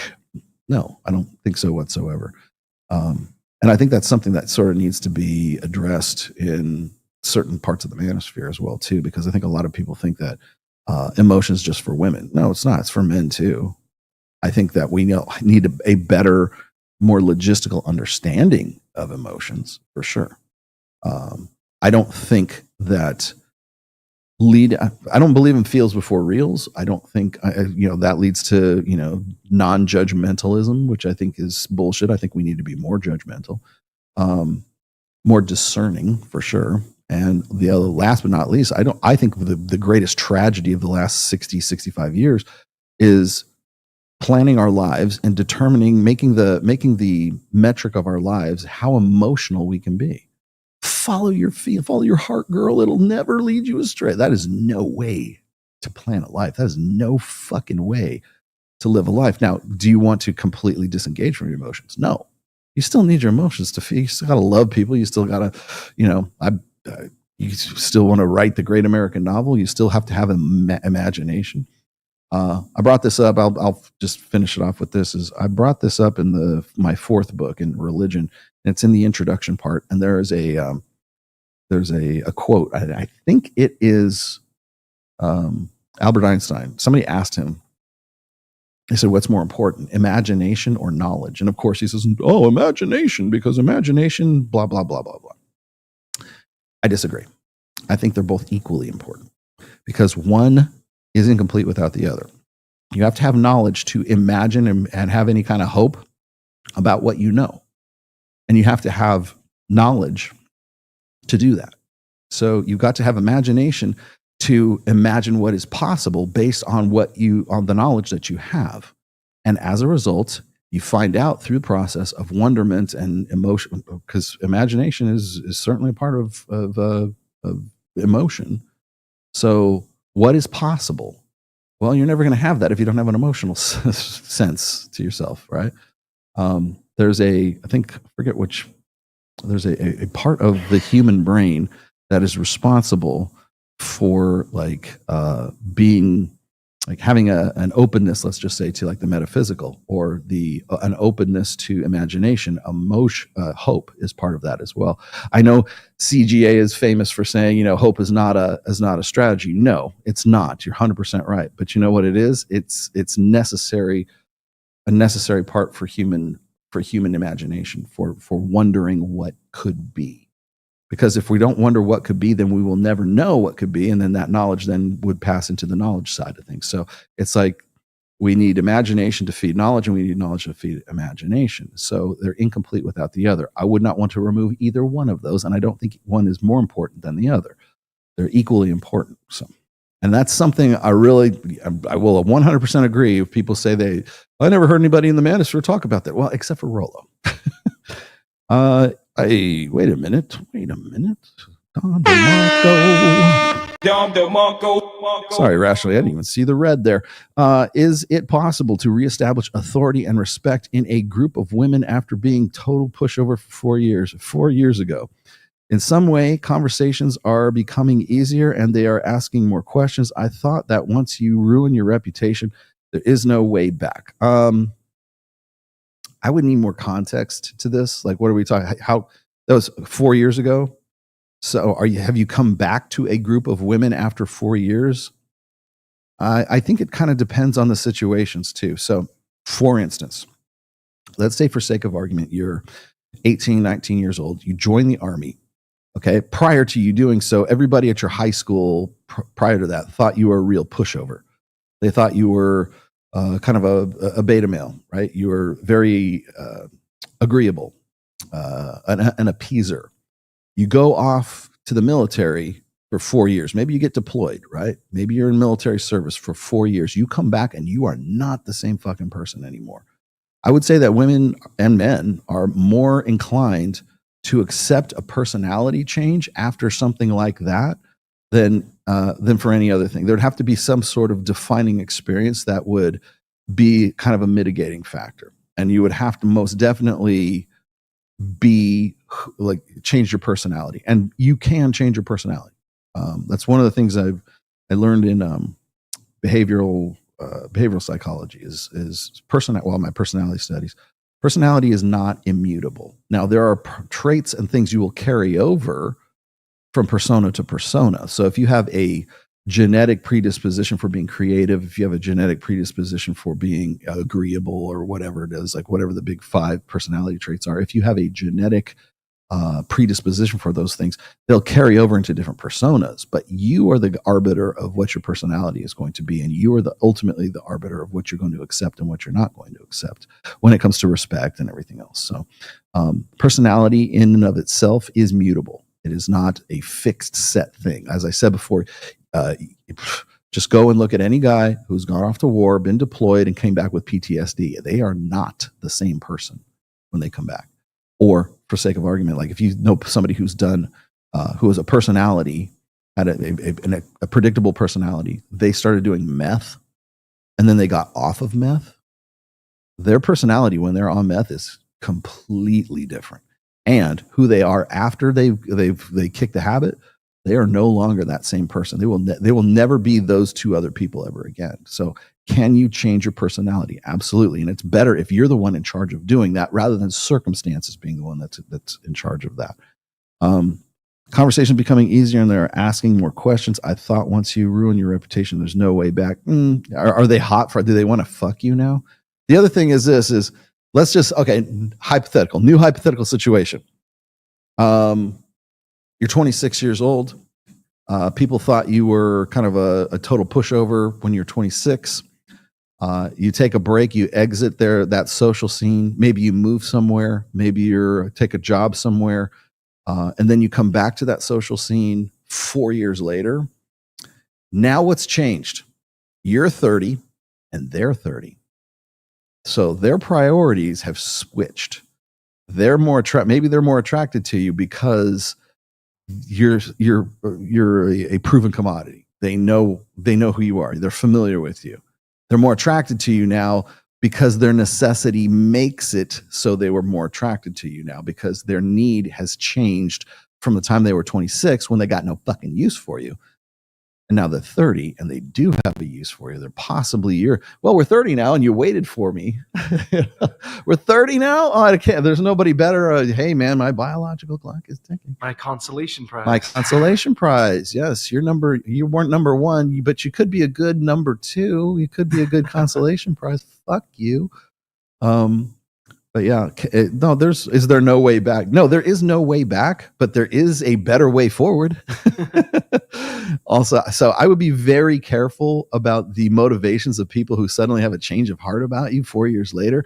What's changed, not just in your life, what's changed in their life, that suddenly they have more questions about you and conversations are easier with them now.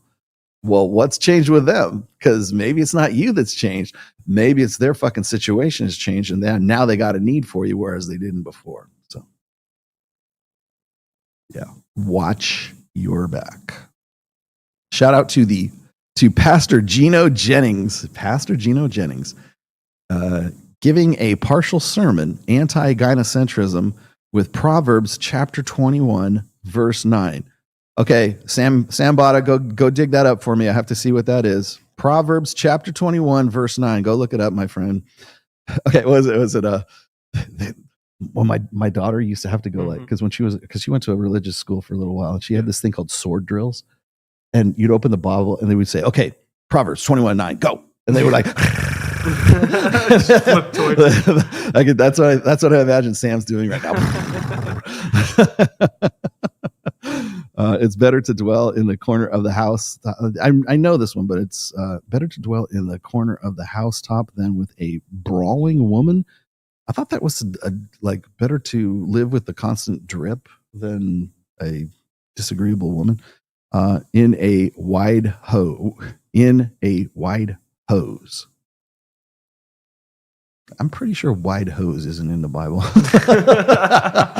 Call me crazy. I think a wide house is what he was trying to say. He may have ran out of characters. I'm pretty sure hose isn't in. Dwell in the housetop than with a brawling woman in a wide house is what he was trying to get. Horse house. Yeah. I'm sure I'll have it here momentarily. Pastor Gino Jennings giving a partial sermon in anti-gynocentrism. I don't know who Gino Jennings is. I have to look that dude up.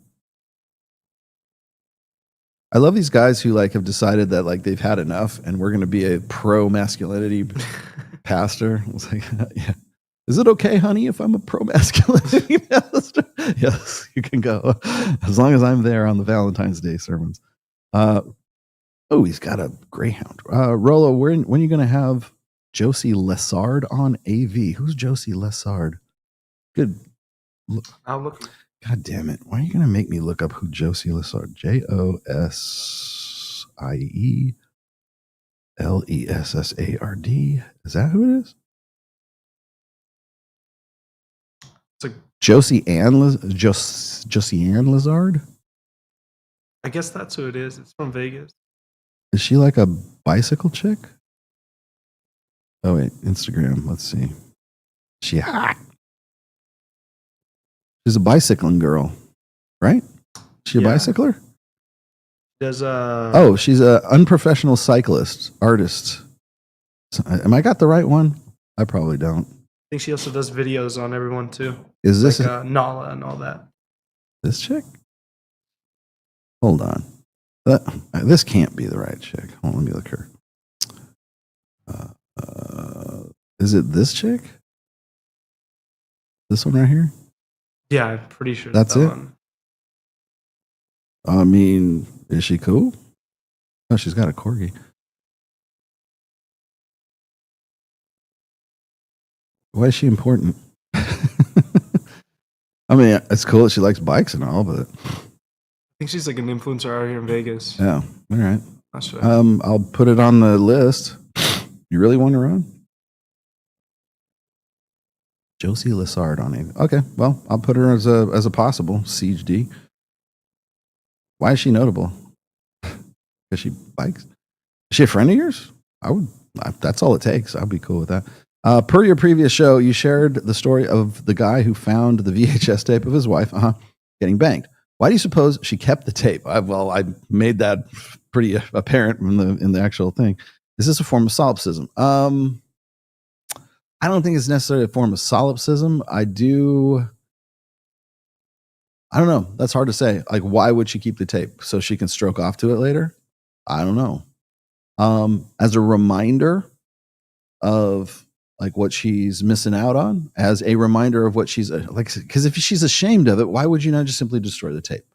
Just throw it in the next fire, throw it in the trash, right? Or tear out the tape, whether it's a VHS tape.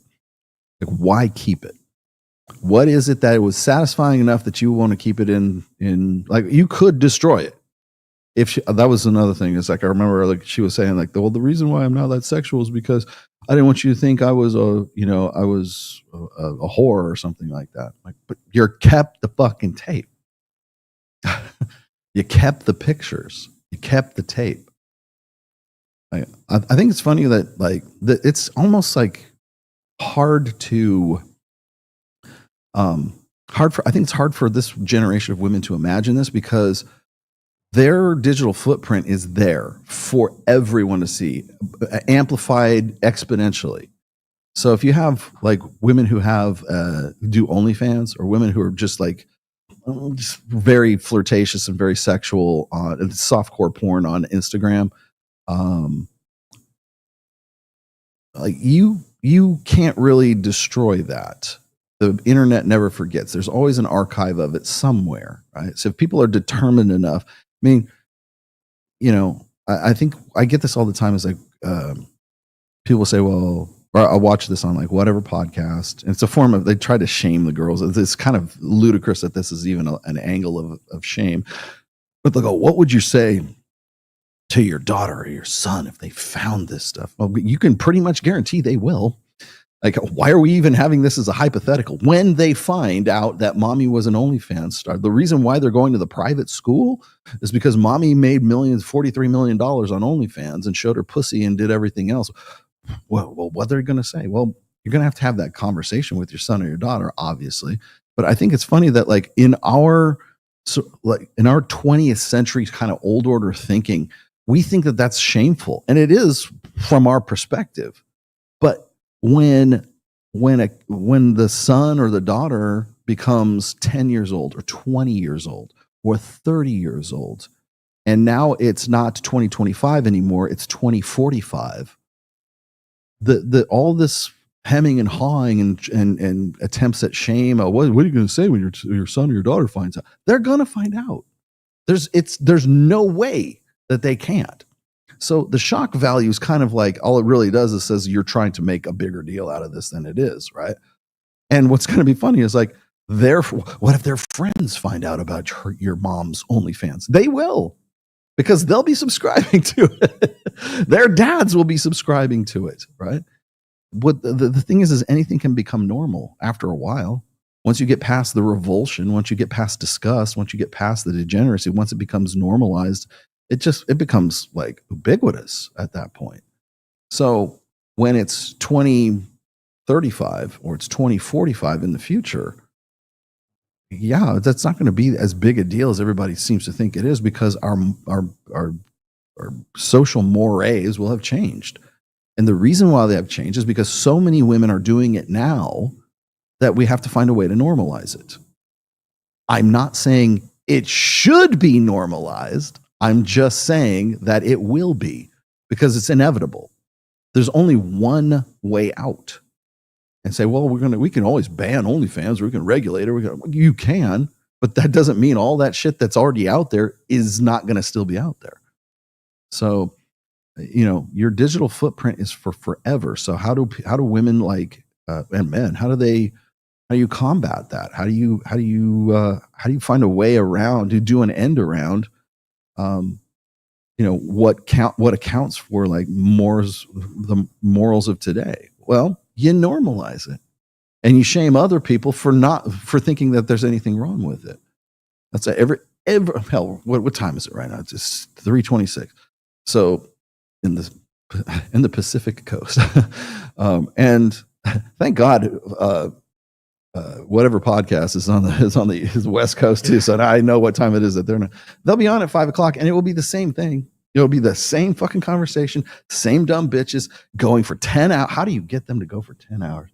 That's a mystery, honestly. It'll be that's a full-time job. I don't know if Brian's paying these girls or whatever, because if they're not, they should be.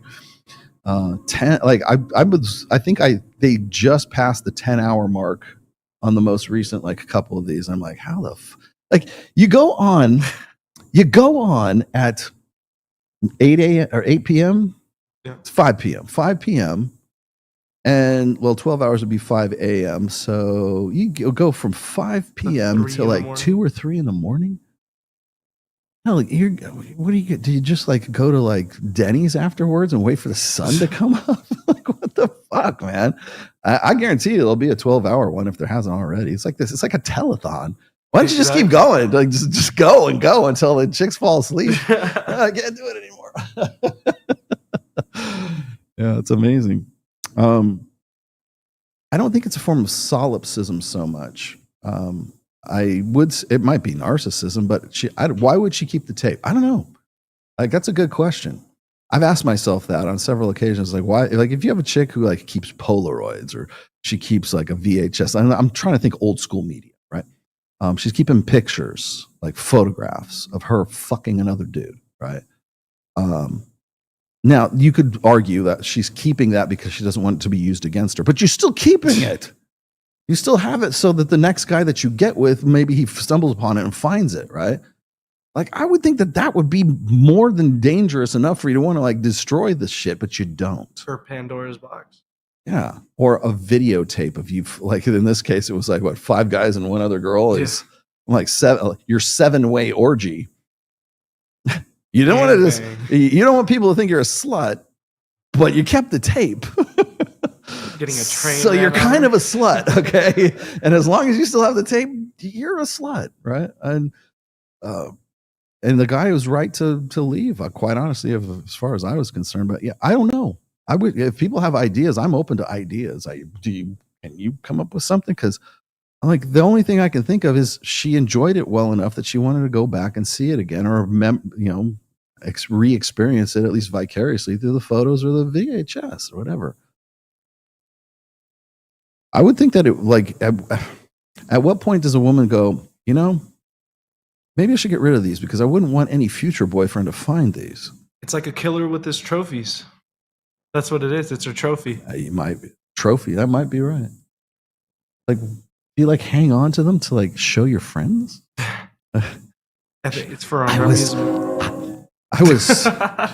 You got a train ran God, on her. Yeah. God says I'm right. Okay, so it is. It's to show off to our friend. Thank you. I'm going with that. No, at what point do you go I was so crazy in college here. Want to see? Why? Why would you do that? It boggles my mind. Quoting Ryan Stone, the male condition is narcissism and the female condition is borderline personality disorder. Yeah, you could definitely make a case for it.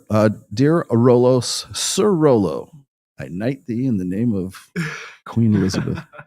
I'll be Sir, thank you. Sir Paul McCartney and Sir Rollo Tomassi. Does frame equal? Well, I actually come from a knightly family. I got it. I got my coat of arms here. Does frame equal genuine burning desire? Not necessarily. You can be, as I said, you can be in someone's frame and really hate being in someone's frame.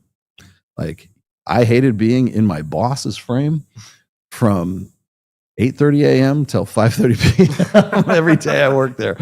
So I had no fucking burning desire for him. No, not necessarily. If not, how can a man maintain, rebuild, or increase genuine burning desire? Start over.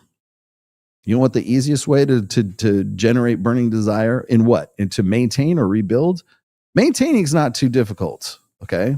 Keep doing what you're doing. If there's already desire there, keep doing what you're doing. Look for the things that amplify it. Is it your physique? Is it your attitude?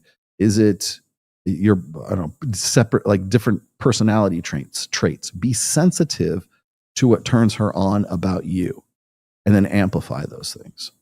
Stay on top of those things. Okay. Even if they're things that she says, I really hate this about you. Yeah, but you want to fuck me right after I do them. Well, yeah. Stick with those. Even the stuff that women will contradict you about, stick with those person and amplify those things. Now, rebuild or increase. Increase, of course, is just being sensitive to what is working for you. Rebuild, though, is the problem that I have. No. Once you've lost frame, are there ways to get it? Yes, you can re-get it. There are definitely ways to go back. And as I said before, maybe it's just like you changing your personality or changing things about yourself, right? The question then becomes, is the juice worth the squeeze? And I hate to use MGTOW and black pill doomer shit, but at what point does it become a sunk cost? I have and this is part of Reignite, but this is also, I think it's in my third book, Positive Masculinity. I have a four essay section there called the Reconstruction. First thing I tell guys to do is to break up with their girlfriends or break up with their wives. And I don't mean like physically serve them papers, break up with them here. And then I ask them, if you are broken up with her and you want to get back, if you were going to want to get back into the sexual marketplace and she wasn't an object or she wasn't even in the house, what would you do? I'd go to the gym, man. I go do this. I go do that.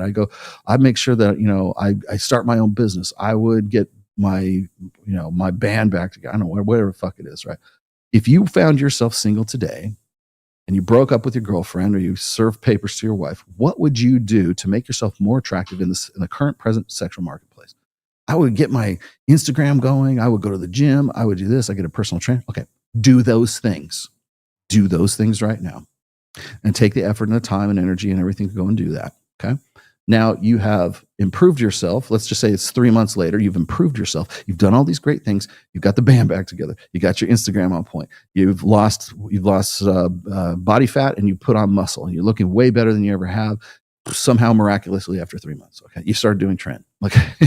Now that you have that, now that you're back on top, you probably notice, your wife or your girlfriend or what is starting to come around and say, you really changed, right? It can't be something you do overnight. It has to be something that's like this continuous project that is yourself. But again, you've broken up with her in your head and you become a different person because you no longer have a girlfriend and you want to get one. What will you do to improve yourself, to make yourself a more a higher value than you are right now? Do those things. Now, once you've done those things for 3-6 months and you're starting to see improvement, you're starting to see different behaviors happen, whether it's your wife or it's other women at the gym or other women at work or other women in social circles and things like that. Now ask your question. Here's the real question. Would you want to get back together with your wife? Would you say, you know what? I really love her so much. I want to get back together. Or would you go, you know what? That chick at the gym really is giving me IOIs and I want to explore. Would you rather go with somebody new, or would you rather try to rebuild it with your wife who resented you for as long as she did, and then suddenly you change yourself and now she's coming around? Is she worth it, or is a new prospect worth it? And that's the problem. That's the once you get to that point in that series, in that 4-part series, that is the real kick in the teeth in that series. Because most guys are like, no, I would not date my wife. I would not date my girlfriend again after all of this. I would want to see what else is better. It's kind of like Ozarks, how Marty Bird stays with his wife through it. and he rebuilds his frame in part. Yeah. Yeah, that's a good example. And then realizes I'm better off without her.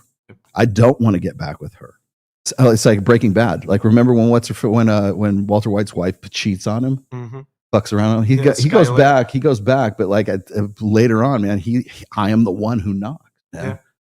Yeah. He starts having more. He's not going to get back with. I don't think they ever got remarried, did they? They got divorced, I think, but then they never really kind of like. I mean, he fucked her a couple times after that, but like it was just like a hate fuck. Exactly. Yeah, but that's the real question is like, do you want to get back with this person? Do you want to have another relationship with this person? And 9 times out of 10, that's a tough answer. People say, I don't really think so.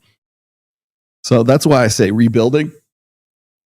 So you have to ask you're going to go through you're going to go through all the process of recovering frame and burning desire and everything else. You're going to go through all of that for what? For a woman who resented you? Who already knows how your farts smell in the morning? As I said before, it's is that what it is? Oh, we got it. This just in. It is better to dwell in the wilderness than with a contentious and angry woman. I should read that in like what is it? Pulp Fiction language. A continual dropping in a very rainy day and a contentious woman are alike. When are you going to do this? When are you going to mow the lawn? It won't mow itself. We got things to do, mister. God, there's this. I'll show you this one video. I don't think I showed it on Access Vegas. So yeah. Anyways, the question then becomes: is it worth doing all of that and getting back together with her? And generally, the answer is no. And I hate that it has to be that. For a lot of guys, it has to be that. Is money and attention the main reasons women continue to try to enter male spaces? No. Do you believe there is a way to remove incentives? You'll notice that like men never want to invade female spaces. unless they think that they can win a gold medal in swimming and women's swimming, and then they'll invade women's space, right? Because if anything, I would say that attention is the main reason men move into female spaces. No, the reason why is because there's a great post once again. It's in my books and it's also on my blog. It's called Male Space, and the thing about male space is women don't care about male space. They don't care about what it is that guys are passionate about. They don't care about Warhammer figurines. They don't care about that. They just care that women are doing it. That's all they care about. Like all this bullshit, I'm just going to call it out when I see it. Here's the thing. Here's the bullshit. There is no reason why there should ever be female Space Marines. And you know why Henry Cavill almost like bailed out of the Amazon Warhammer series? Because of that exactly right there. Here it is, black and white. There.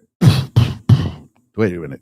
Guilty, guilty, guilty, guilty. There is no female Space Marines. Kindly go eat a bag of dicks. Okay. There is no female Space Marines. Okay. There is the Adeptus Sororitas. There are the Space Nuns. The Sisters of Battle. Ladies, if you want to play the closest approximation of Space Marines, go buy. Show me you're into the hobby. Show me you really like Warhammer and you know the lore and you've been about it for a long time. And show me your battle station. Show me all your paint collection. Show me your super glue. Show me your fucking X-Acto knives where you've like cut your fan, which I just did not too long ago. Show me where you've like you're really about, and I'm not saying there aren't. There's some girls that are very, very good painters, right? That I follow on Instagram, and I would go and buy their work off of Etsy or eBay or whatever because I think they're really fantastic artists. I would do that. I'm not saying they don't exist. They absolutely do exist.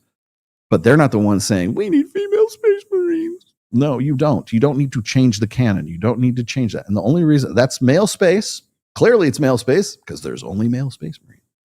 Nobody says, I want female orcs. No one says that. I want female Necrons. Is there a female Necrons? I don't think there are. There are no. Well, why not? Because they have machine tits. How come there's no female Tyranids? Well, maybe there are. Maybe there aren't. We won't know. They're just hungry. But nobody wants, Tyranid warriors with boobies on them. I don't call me, sexist. Nobody's asking for those things, but women want to invade male space because that they know it's a sacred cow. They want to be able to be the ones who actually went in there and it doesn't improve the game. It doesn't improve the lore. It doesn't improve the stories. It doesn't improve the plot. It doesn't improve a goddamn thing. But the reason why they want to get into males, and I'm using 40K as the most recent convenient example here.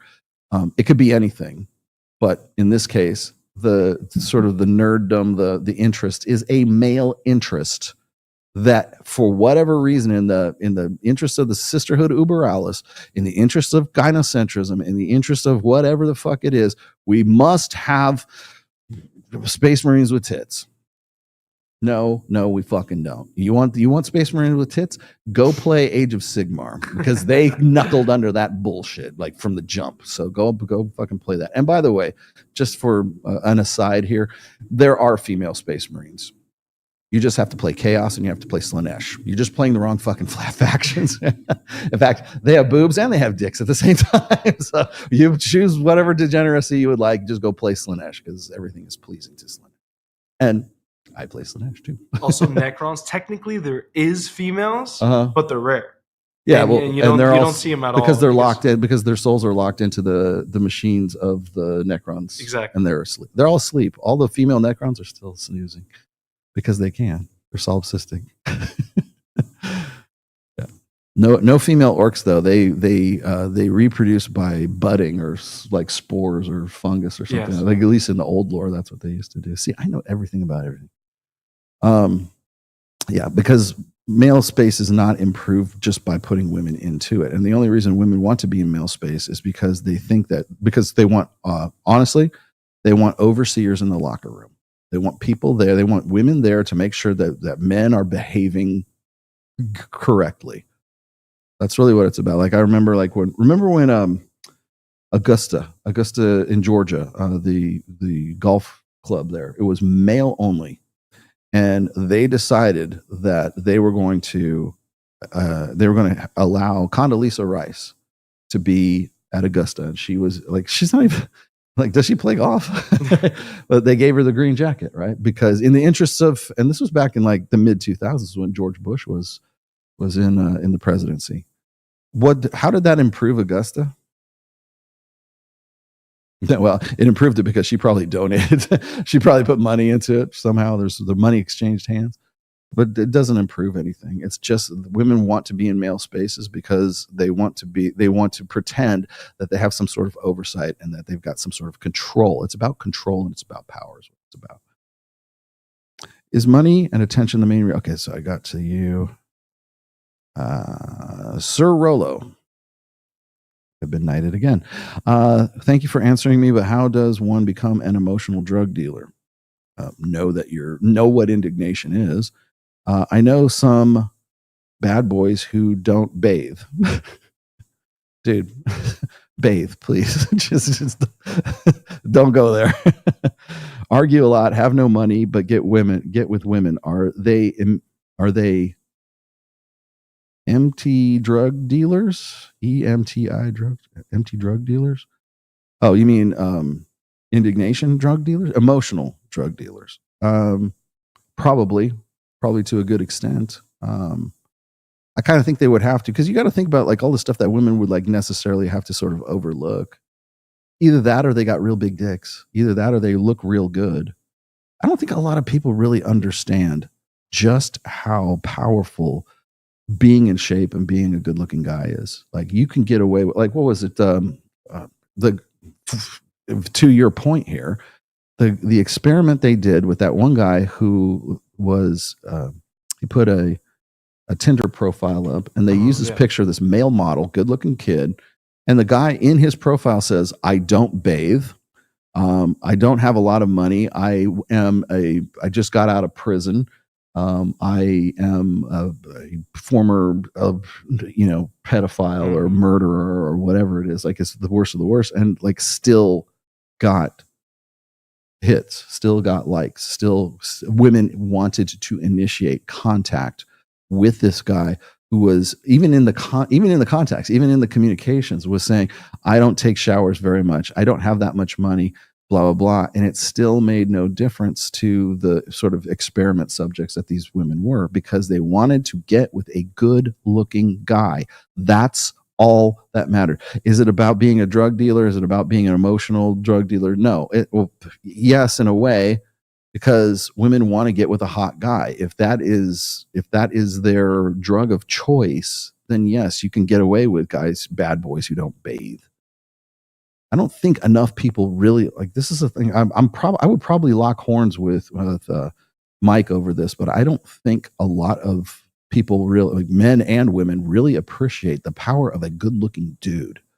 Like, we see good-looking women all the time. Hell, I can go on Instagram and find like 24 of them right now that'll show up like within the first 12 hits of my IG. Women, Myron said this before, women's beauty is common. Male beauty is fucking rare. Absolutely rare. That's why, women only respond to 4.5% of want to initiate with 4.5% of guys on dating apps. And by the way, let's clear something out. Let's clear the air right now. Dating apps, yeah, dating apps are pretty fucking important here. How couples met in the United States. Okay, this is up to 2020. Look at online.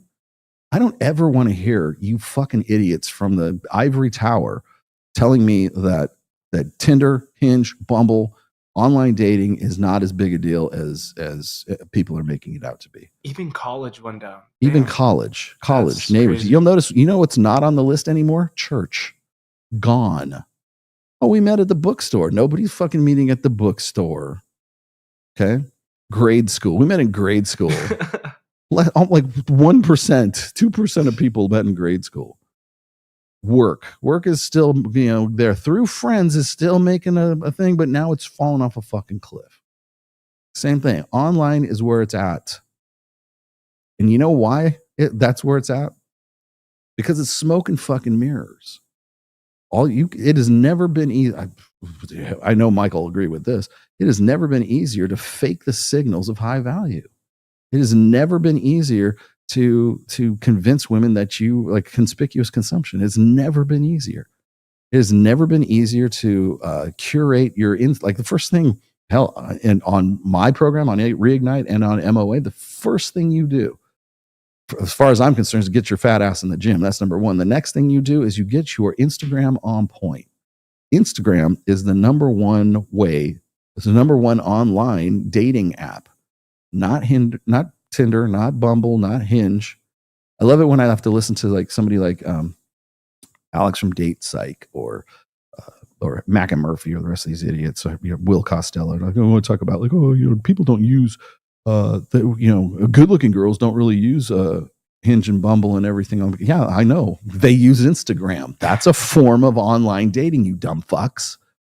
So yeah, it's the number one. Women want, if they meet you in the clubs, you know what they do? They don't ask me for my phone number. They ask me for my Instagram. And that's just me introducing myself as Rollo Tomassi, co-host of fucking Access Vegas. I'm not trying to get in their pants, but they want to know that I'm cool enough to even fucking be seen talking to them at a goddamn club. Right. And then they look and they say, oh, you got 71,000 followers. Oh, like most guys, most men don't. So something is, something's clicking there. Like I wonder what is a good amount of followers on Instagram for a guy? Like how many do you have? For me, my personal, I think I'm at like 400 or 500. But I lost like a lot through time because I just don't keep in touch with a lot of people. Would you say like 10,000 followers, like for a guy, like women would raise an eyebrow? Yeah, it all depends on what you are. If you're trying to be like an influencer, they wouldn't bat an eye, right? Mm-hmm. But if you are just your own person, yeah, that'd be a lot of social. Like if you met a chick at a club and she wanted your Instagram, do you think she would be impressed by 10,000 followers than like say 5,000 followers? Like would one be better than the other? So do you know that app that guy has where he has this, it's a fake live stream. Yeah. And it shows you like it has hundreds of thousands of people like, and women like lose their fucking minds and something like that. I'm wondering how applicable that is to like the average dude with like, what's the average Like if you're a good looking guy or high value guy, is 10,000 followers enough to impress a woman? Is 3,000? Is 1,000? Right? Because I'm at like 71 and a half right now. But then I've been doing this for a long time, and that's my business account too. So I'm just wondering. And then I've got, what am I at? I think I'm at 170 for Twitter, 170,000. I'm wondering if that would be like impressive. Would that be a status symbol? Would that be a flex? Let's see. Like if I wasn't Rolo, if I was just like Joe average. I guess it would be a flex, yeah. I would think so. Yeah. I'm sure somebody's going to tell me what I should go fuck myself, but let's see.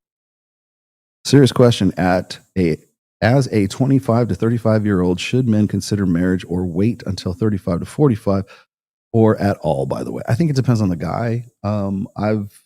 At minimum, I would say don't even consider monogamy until you're 30. Only because by the time, and only if you are maximizing your personal potential. Men tend to hit their sexual market value peak potential right around their mid-30s. So 34, 36, 37, somewhere in there, depending on what you do and what your, what your life trajectory is. Now, at that point, you have sexual selectivity, and hopefully you're a better judge of character. So should you get married? I'm never going to say what you should do. This show's never about should. But I will say this is I personally, me, Rollo Tomassi, does not think that you should consider monogamy until you're 30. And even then, be very selective about it. I would not suggest guys even consider marriage. And I'm not saying you should or you shouldn't. That's up to the individual. But I would say this is like, men will be in a better position for sexual selectivity and mating selectivity if you can hold out long enough to sort of realize your peak potential. How long that takes depends on the guy. So I can't give you a hard, fast number. It might happen at 25. It might happen at 35. You're the one who gets to decide or gets to gauge that. And also like consider marriage with who? You just go, you know what? I'm just going to go out and get myself a little old wife. It's, again, circumstances. But if we're just using this in general terms, I would say hold out until you are in your peak potential, whatever age that happens to be. It could be sooner, it could be later. I don't know. But I do know this is that you will be in a much better position as a man, as a more mature man, who makes better, more mature decisions and has at his peak, hitting his stride in his prime, and you have a better sexual selectivity at that age than you would prior to you reaching your potential. But the key of all of this is keep striving for your best potential. That's the best of it. What do we have here? Shriva, is that you? I'm single because I thought I could do better, but I'm having a tough time. How do I lower my standards and still be happy? That's really tough. Oh, assuming this is your avatar and you look like you're probably in your mid 20s, maybe a little, you look kind of young, but I'm going to say mid 20s. Do you want to not be single? Do you know? I'm always wondering why, getting into a relationship. She's 22. She's 22? Yeah. So she said, okay, that's fine. So I almost got it right. I'm always wondering why is that an imperative? The thing that gets me is whenever I'm talking to the guys the ivory tower guys, the gatekeepers of Evo Psych, they're always talking about assortative mating and everything else. I'm like, why is the relationship the metric? Why is that the benchmark? Why is marriage the benchmark? Because clearly, according to these guys, they have to know that marriage is at its all-time lowest. Why is that? Why are we even using that as a metric for success or failure right now?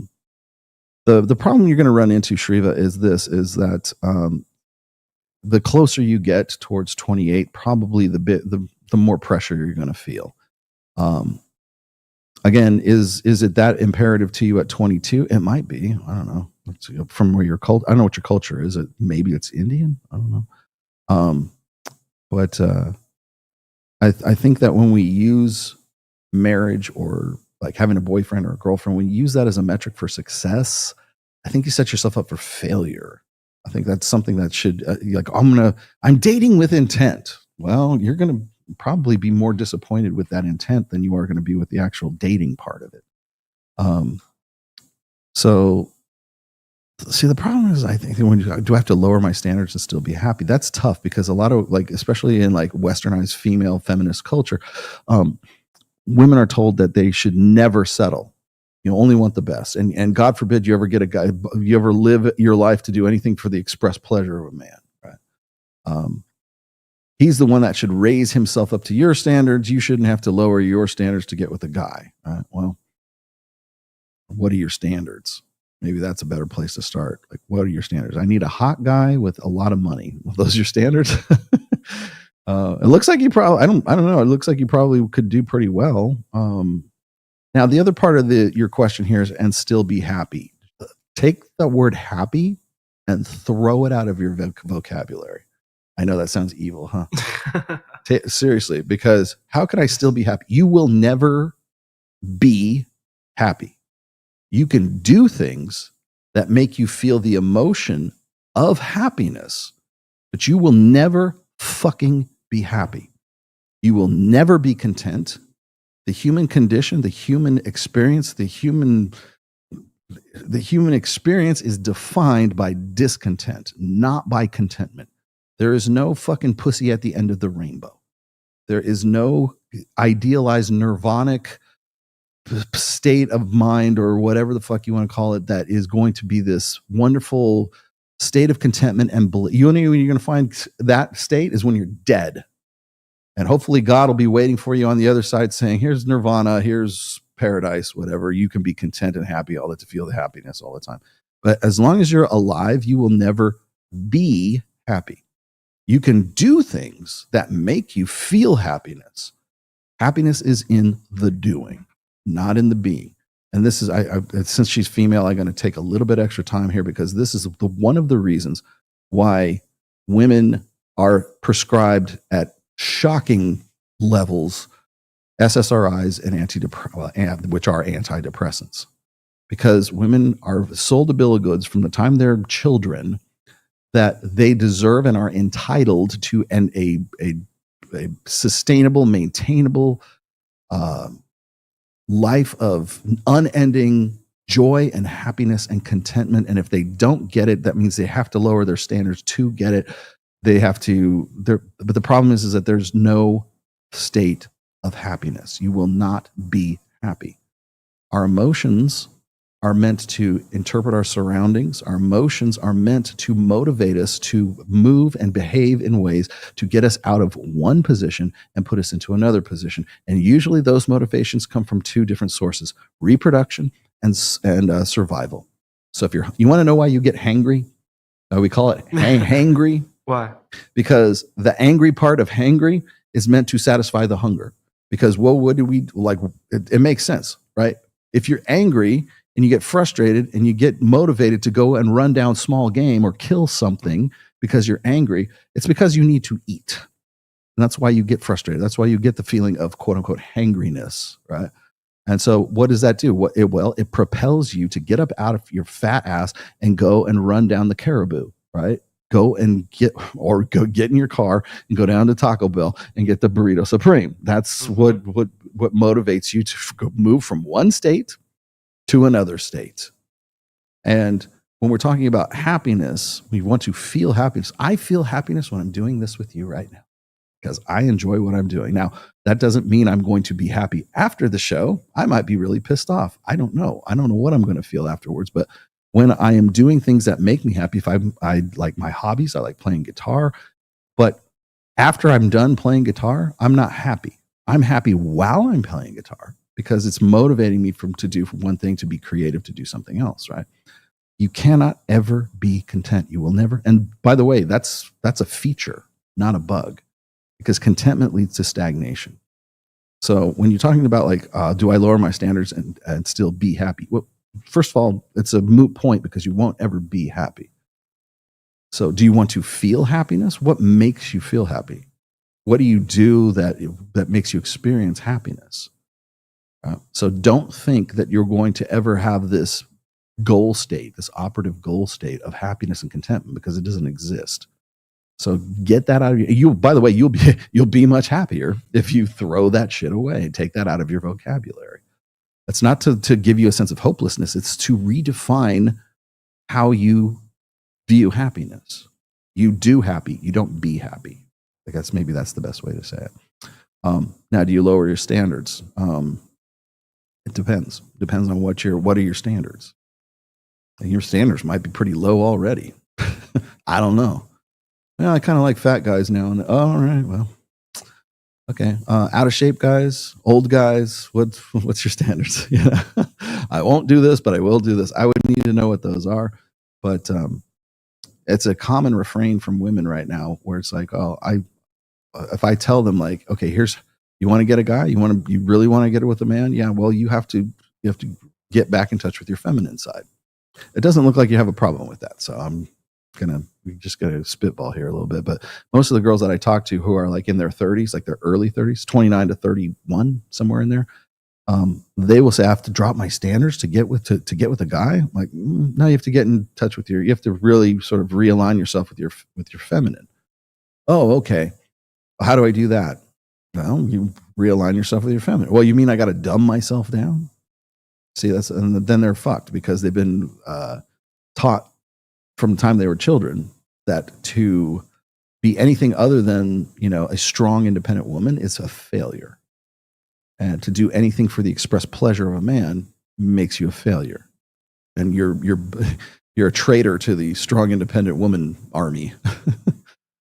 So that's why it feels like dumbing yourself down. It's like feminine. It's tragic when I have to deal with this too, because like women will say, well, so to be I got to dumb myself down? I got to be some ditzy dumb blonde with big tits and blue eyes? I'm like, no, you just have to be feminine. You put her standards in. Want me to pull them up? Yeah, let's do that. Standards: faithful, tall, in shape, intelligent, funny. Why would you want to faithful to what? To your religion? Tall, in shape, intelligent, funny. Those don't seem like very tough standards. I don't know why you would have to compromise on any of that. I think what happens is women get a little overly specific about things. That's why you get like, he's got to be 6'5", blue eyes, trust fund, finance. Like that's when you get overly specific like that. That's when you run into problems. Those sound like general standards, right? You probably have more specific standards than that. Age-wise, let's ask a guy, like, what's the youngest you would go and what's the oldest you would go? Let's see what she says for that one. Meanwhile, dear Sir Rollo, why women doesn't consider dating, hooking up with, or being in a relationship with intelligent men? Because they're still in their ESL classes. Most of them men are alone. Why? Well, because intelligence is a curse. That's why. The smarter you are, the worse off you are. And I wish it was different. See, it defies all fucking logic, doesn't it? I'm going to suggest this because it's easier to do this. There's a book by Aaron Clarey. It is called The Curse of the High IQ. If you want a detailed analysis of this, go buy that book from Amazon. It's called The Curse of the High IQ. Explains everything you're asking right there. It's game looks money, not status looks money. However you want to prioritize it, man. All of them are important. Thanks for considering Josie Lessard for Access Vegas. She's a friend of yours. Okay. Who has read The Rational Male and has been on whatever podcast. Yeah, I'll hit her up. Tell her to DM me on IG, and then I'll put her on the roster for the 13th if she wants to come out for that show. Does it make sense to approach improving one's game as if it's a muscle group? Some days when I'm using game, I'm sharp as a tack. Other days, I feel like a magician that's around out of magic tricks. Could it be social fatigue? Yes, it most definitely is. If you try not to overthink it. And I should say there's sort of like, there's a micro level to it and a macro level. And by micro, I mean like on a day-to-day basis versus like, I'm going to do this for a season, right? Now, I don't think it's any secret that ever since I started doing TRT and I started working out at Powerhouse and I started getting on point with my physique, my focus has been on the muscles side of money, muscles, and game for a while now. I'm probably going to need to focus a little bit more on the money side here in a bit, but I kind of look at it in two different ways. There's sort of like the macro, the meta side, and then the sort of personal side. Do I get burned out working out sometimes? Yeah, I do, but not very often. I really enjoy bodybuilding. It's something I look forward to. And I mean, even more so now that I do TRT, but like, and hormone optimization and working out with Hida Yamagishi and some of my friends at Powerhouse Gym. It's just a all around a good experience and something that I look forward to every day. I enjoy lifting. I enjoy bodybuilding. I enjoy every aspect of it, even the dietary part. I'm okay with that now. And I think I've been doing pretty well with it for the last about 2 years. I will continue to do what I've been doing, but that's me grossing out in one of the three areas, right? So the problem is, and Lord knows I've experienced this, the problem is that when you focus on one area for too long, the others tend to suffer. Okay. Now, I don't think my game or my social area has suffered, but I do need to like put out a new book, and I really need to get serious about some of my finances and making some more money. So I'm going to probably be focusing on that a little bit more in 2025. Which of course is why I'm doing Reignite. I've got a new book coming out. I've got a lot of irons in the fire. So I'm really sort of mentally putting myself into those kinds of things. But yeah, you can certainly suffer social fatigue. And if that's the case, then just fucking kick back, man. Just like give it some time, get back up off of it, go do some hobbies, go focus on other things. Maybe focus on muscle, maybe focus on money. I don't know. But you know, that's a great thing about being a guy. You don't have to stick with one thing all the time. Just move on to another one. Now, what did you say? Age preferences. Here we go. 22 to 27. I don't want younger. Well, that makes sense. Funny. Almost exactly what the mean average for women your age would be. How shocking. Yes. And I presume you're not finding those guys like readily available at 22 years old. Now, the other part is, do you really want to get into a long-term relationship with the guys in that age cohort right now? Is that something that is like, you really feel like you have to do those things at this point? Because that's a rarity, quite honestly. Like, especially at your age, you're 22, man. You're on top of your game. You're at your peak sexual market value potential right now. Do you really want to be in a relationship? You might be. I'm not trying to dissuade you. I'm just asking, like, is that really something that you want to get into, or is it something like your culture and your parents are sort of pressuring you into? Is that something you really feel like you're motivated to do? Because I would say, rather than trying to like force it to happen, like just I hate to go all zen on you, but just like allow it to happen, let it happen. And let's see. I don't know about money. If he's attractive, of course. You're 22. You know where the priorities are. That will change when you hit 30. Trust you me, that will change when you are 30. Yeah. Fish where the fish are. Like if you are in a position, I don't know where you're from, but I know exactly where you're from, but fish where I'm going to give you the same advice I would give guys. Right? Go fish where the fish are. Meaning that if you have to go somewhere else, if you have to go to a different place, if you could take a vacation, put yourself into new social situations. I wouldn't say like your standards aren't like wild. They're not like out in the. Trust me, when I'm on here with the chicks on this show and we say, "What are you looking for in a guy?" $5 million. How old does he have to be? $5 million. How tall does he have to be? $5 million. As tall as $5 million. Tall as $5 million. Yes. How big does his dick have to be? $5 million. Yes, that's what it is. But I mean, it sounds like you're in a good place. But what do you say? Okay, but if I don't get in a relationship, I'll just rack up a high body count, and guys can hate that. Guys hate that, right? I don't hate that. I know lots of guys do, right? Why? You just okay. So by this answer, you want to fuck. You want to fuck within a relationship, or you want to fuck out of a relationship. So because that's the priority that I'm getting right here. So if you're in a relationship, like what do they say? Like if you had like 50 body count, but like if you had one guy that you fuck 50 times, does that count as like 50 body count? Yeah. Does that like is it the actual count of the guys, or is it the one guy that you felt was worth fucking 50 times? I don't know. But okay. So if we're just going to talk about if it's a body count, you don't want to be you don't want to like the thing that gets me about this is whenever we talk about body count, I think guys have this really kind of juvenile understanding about body. I mean, maybe it's because I'm in my 50s, right? But because I could give two flying fucks about body count at this stage, but it's not. And you know why? Because it's not about body count. It's about alpha impact. So once again, I'll ask the question, guys, would you want to get with a girl who has had three partners, 3 body count, but one of those guys was so fucking alpha, you will never be able to out alpha his ghost, right? Shadow. She's a alpha widow for this guy. She can't stop thinking about this one guy, but she doesn't have a high body count. She only has 3, right? Or of course, guys will say 3 is too much. She's got to be a virgin bride. I have to check the hymen. Oh, hymen, no diamond, right?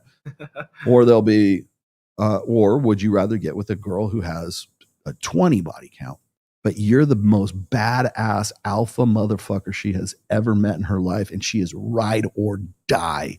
She wants to do everything in a bag of chips with you. She wants to, she comes up with ways to fuck you. She comes up with ways to stay with you. She is so in love with you, and you are the most alpha guy that she's ever been with, but she does have a 20 body count. Which girl do you want? The one with 3 and the guy, you'll never outlive that guy. You'll never fucking be better than that guy. Or the one with 20, but you're the man. Which one? The reason, again, this is a hypothetical thing. I don't expect you to answer it because I know what you're going to say. No, I just want a virgin. The reason why I bring it up is because it's not about body count. It's about alpha impact. It's about the guy who you will never outdo, or the guy who will never outdo you. So like when people say like, I will confess to you right now, children, wait, where'd it go? Hello there, children.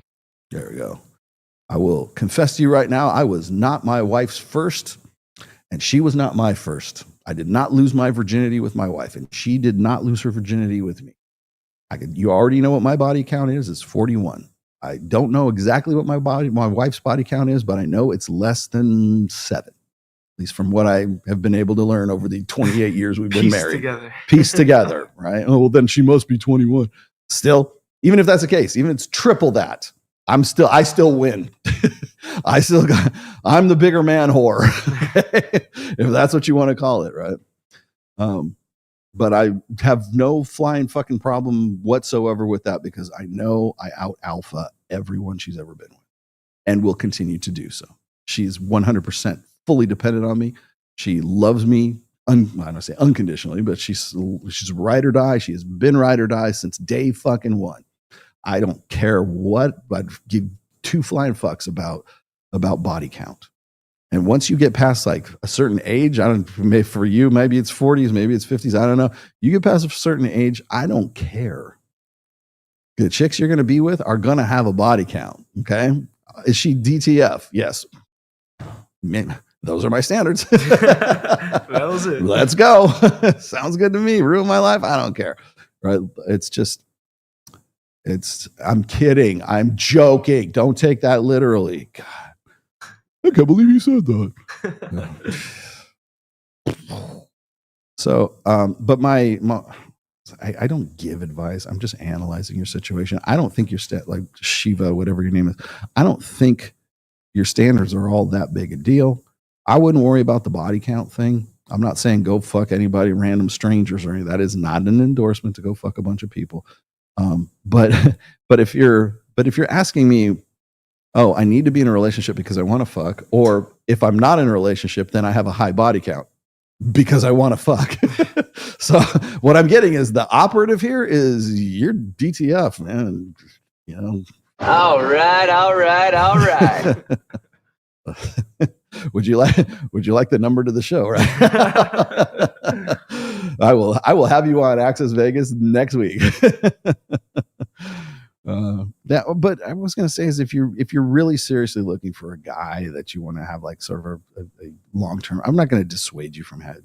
Do what you want to do. If that's what you want to do, do it.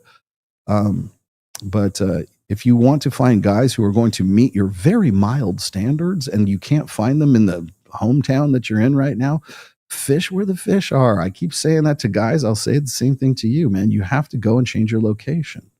You got to change your routine. Go to a different school. Where do you meet high quality women? Barnes and Noble. No, you don't. No. Or the college bookstore. That's where I met my borderline personality disordered girlfriend, was in the college bookstore. You know where I met Mrs. Tomassi? In the clubs. What after book a gig. did your BPD girl was buying there? What book? Yeah. Well, she was buying, it was textbooks because we went to the same college. It was a college textbook thing. Yeah. Self-help. Yeah, I was going to say. Men ain't shit. It was a psychology book. No, it wasn't. This was back in that would have been in the early 90s.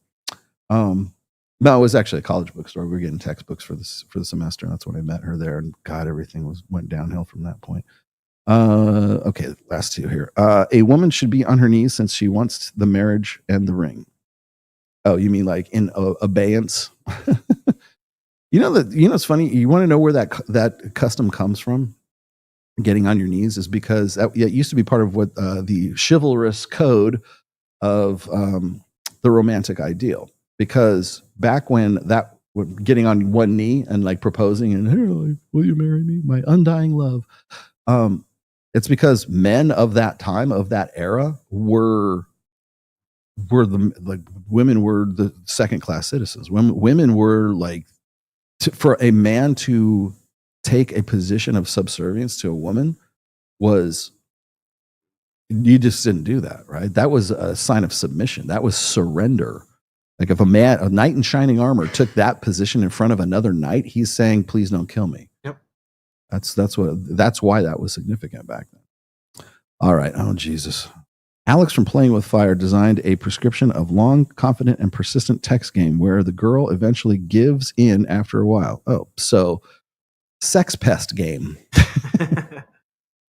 Sounds good. Some seem to get success with this approach, but I feel something is off. What's the red pill take on this? That's Destiny game. Pester her until she fucks, until she whittle her down.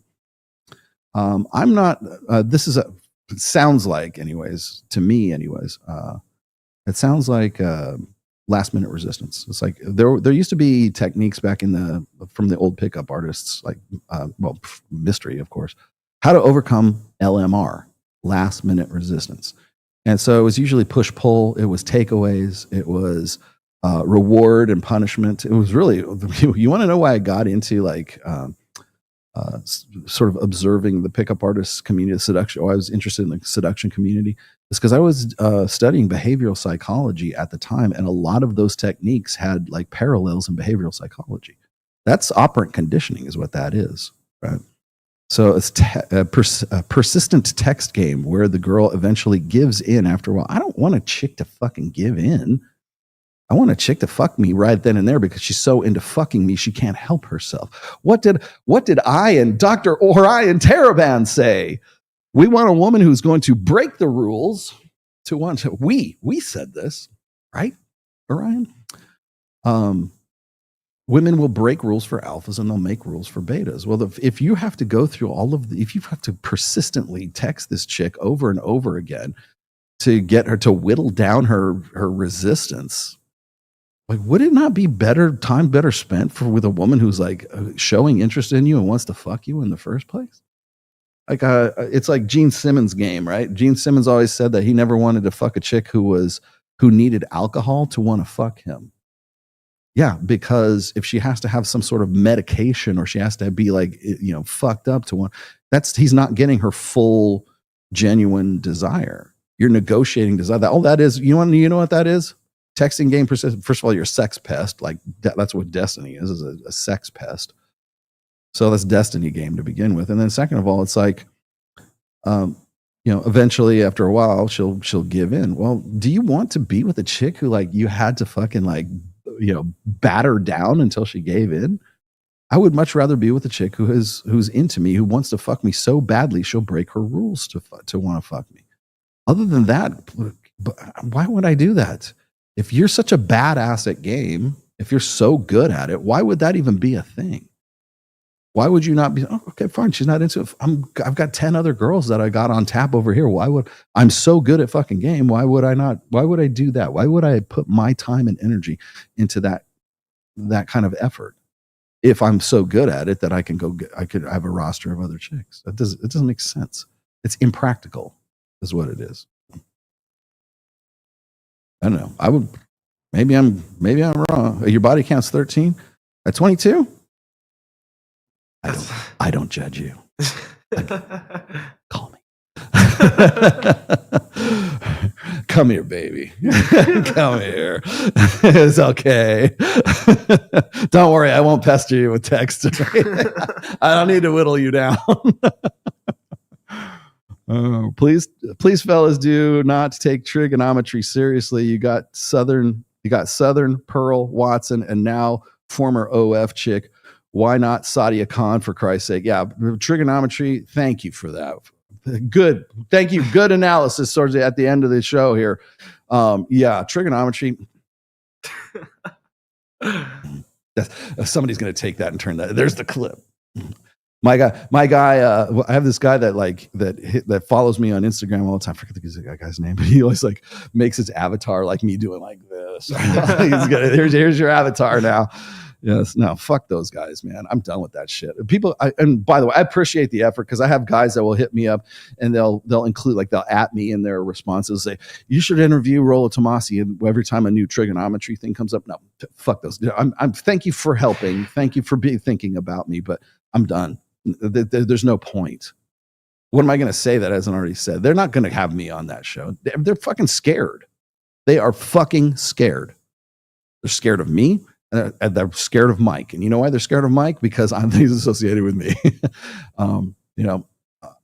Sometimes I'm a little bit sketchy about that because I want Mike to be able to have the opportunities he wants to get with. I don't want to ruin. I never want to be the reason why Ty Lopez doesn't want to talk to him. Right. Yeah. I never want to be the reason why he can't get a gig with Grant Cardone or something. Right. So I try to be diplomatic, but in this case with trigonometry, we're never going on that show. Man, come on. Because they're scared. Even now, even after the DHS shit has been confirmed, the NGOs, after diverting hate, after fucking Justin Baldoni, he's down. By the way, I outlasted Justin Baldoni too.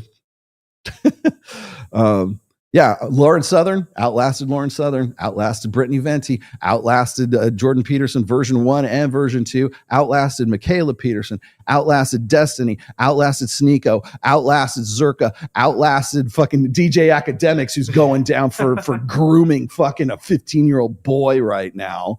Who else? Let's think. Who else is going to go to? Can somebody give me their predictions of who's going to go down next? Who am I going to outlast? I've outlasted every last one of you fuckers, and I will continue to do so. Every one of you. I will continue to outlast you because I'm the source material for all of this shit. You want to know why Orion Taraban is low-key ripping me off left and right? That's what he does. That's what he does with his book. That's what he does with his shit. He goes back through my old fucking archive of essays from as far back as 2011. He puts a spin on it. He's got a degree. He's an academic, so people are going to take him fucking seriously, right? But we know where it comes from. I mean, it's almost verbatim, like the shit that I say. He's very careful. I'll give him that. He's an artist, a bullshit artist, but he's an artist. He'll go on. He gets the gig on fucking Soft White Underbelly. Thanks a lot, Jim Sexton. I thought I was supposed to be the one that was going on with you, but that's okay. I guess you got a guy with a fucking degree, so okay. But he's basically ripping me off and has been doing so for quite some time. And again, I have said in the past, I think that the red pill should be open source. I get that. But that means you take the source code and you add something to it. You don't call the fucking source code your shit. You don't go, well, it's kind of like the source code. It sounds a lot. It rhymes with the source code. No, that's fucking plagiarism is what that is. And putting your own trying to put your own spin. That's why I've never to this day, even on this show when Mike and Tristan were interviewing Orion Teraband, still never said Rollo Tomassi. Never has come out of his mouth. And we know goddamn well where it's going. Even in his latest book, he's got some chapter in there called Mutiny. Would you like me to show you the essay he took that from, titled Mutiny? Because I can do that, and he knows I can do that. And he doesn't like people who fear me. That's a guy who fears me. Triggernometry, they fucking fear me. This guy, Nick Friedas or Frijoles or whatever the fuck his name is. He doesn't want to have those conversations. Same thing with Michael Knowles. Oh, he'll be happy to go and like catch up with Nala Rayan or fattening boyfriend. Yeah, fattening up boyfriend. Don't want to talk about it. You want to know who wants all these other people? They don't want to say shit. They don't want to have a conversation. Because they're scared. They don't want to have any substantive conversation. You know what the conversation they want to have? Rollo's a really bad guy. We need to have an inquisition. They'll have an inquisition on me. They'll call me an asshat and give me all these reasons why I'm an asshat, but they still don't want to talk about what I've done over the last 24 fucking years. That's it. Sadia Khan. Sadia Khan gets the nod. Orion Teraband gets the nod. Rollo Tomassi doesn't get the nod, but you know what's going to happen? I'm going to outlast all of them. Something's going to happen. All I got to do is wait, man. Nick Fuentes, his gay lover, comes out. All I had to do is wait. I'm just going to wait and keep doing what I'm doing. Keep doing my shit, writing my books, talking my smack, giving hot 22-year-olds advice on how to keep their standards. I'm going to be doing it, and I'm going to do it with a smile on my fucking face. Yeah, and you know what I'm going to do? I'm going to remind you guys of this, too. Just like I've been reminding everybody, trust me, I have a very long memory, especially when people try to fuck me, especially when Brittany Venti and Lauren Southern, Lauren Chen, who by the way is probably going down for wire fraud or whatever it is for the money she took. Anybody hear from Lauren Chen? There's she's been completely radio silent. Tim Pool, who I still like Tim Pool very much, but I was right. Sold out to Daily Wire. I think that Daily Wire is probably going to buy PragerU. That'll probably be their next acquisition because they're not doing as well as they used to. Why they got rid of Brett Cooper? Probably so they could make way for another influencer to go there. I don't know who on earth could that be? I don't know, but it's not the girl they got in there now. She's going to be gone very soon until they can finalize someone to take over that slot. I just don't know who that could be, though. Well, I guess we'll find out. All I got to do is wait. So anyways, okay. Your body count is 13. Magic number. It's a magic number. Oh my goodness. Okay. Well, Shriva, thank you for participating. It has been very entertaining to have you on the show today. But we're going to go now. If people are wondering why we haven't heard from Mike Sartain during the entirety of this show today, it's primarily because he's been sick. Because he went to the AVN. I never got to the AVN this time. I hate to say it, but I just scheduling wise and shit that I had to do. I had plans to go there. I even had my Osmo ready to go and everything. I never really got there. Mike did, and he came back with something. I don't know what. I saw Mike. I saw Mike at the beginning of the show on Access Vegas on Thursday, and he was coming. I had to let him in to the lobby there, and he was low energy. I'm like, what the fuck happened to you? AVN. AVN. What'd you get? Do you need penicillin? Yeah, no, but he was kind of low on it. He picked up later on, but it was actually a very good show. We've been having consistently really good shows on Access Vegas. I think we're starting to hit our stride, especially, and I don't know if people have noticed this, but not in this show today because we're only at 3 cameras, but we had 6 cameras running on Access Vegas on Thursday. And I think that is probably the best the show has ever looked. So shout out to Travis, shout out to Mike, who actually wanted to reposition cameras and stuff too. So it came out really good. And if you haven't seen it, please go check it out. Zerko was developing the esoteric card. What was this? Esoteric code. And Sneeko kept renaming functions. Can we now at least collectively agree that Sneeko is the worst thing that ever happened to Fresh and Fit? Because I'm pretty sure we can all acknowledge that now. Anyways, Sartain is a good talker. I will give you that. Yes, he speaks quite a bit. You know, it's funny. People ask me all the time, like, how do you know when to jump in? Do you like grab him on his thigh or something? Like, no, I just fucking jump in when I jump in, because it's kind of like surfing, you know. You have to, like, if because he usually hogs up all the waves, but occasionally my wave comes up and then I move down and fly. Yeah, it's fun. But no, we got some good guests on tap. I'll call that shit. Or if you have what's her name, Lessard, Josie Lessard. Yeah, if you have her, DM me on Instagram or hit me up on Twitter. Instagram's probably best. Have her DM me on Instagram and I'll get her on the next show, which, by the way, will be on February 13th, the day before Valentine's Day. And that's going to be our Valentine's Day special show. And so we have a lot of, no, they're not all going to show up in lingerie. But that will be one you won't want to miss, because we have we got some special shit lined up for that one. And we've got a real good male guest for that one coming up as well, too. So more information on that as things develop. So that will be on the 13th of February. This show will always keep going. We are here every Sunday from 1 p.m. Pacific to, what time is it now? 4:32 p.m. I told you we were going to get bug out early. I'm sorry. Kyle's kind of sick too. I think he got it at AVN.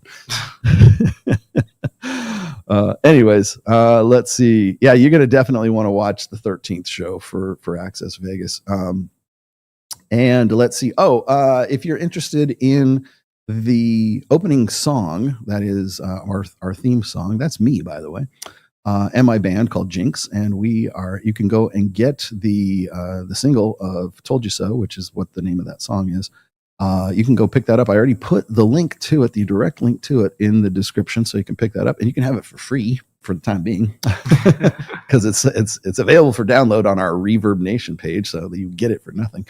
But if you want to pay Jevani Sanders for his outro work, that's also right below ours. The outro is available at Apple Music, not Spotify, Apple Music. And so you can pick up the Best Head of My Life, which is the outro music, and also the theme song for Access Vegas, which I have updated recently for Access Vegas.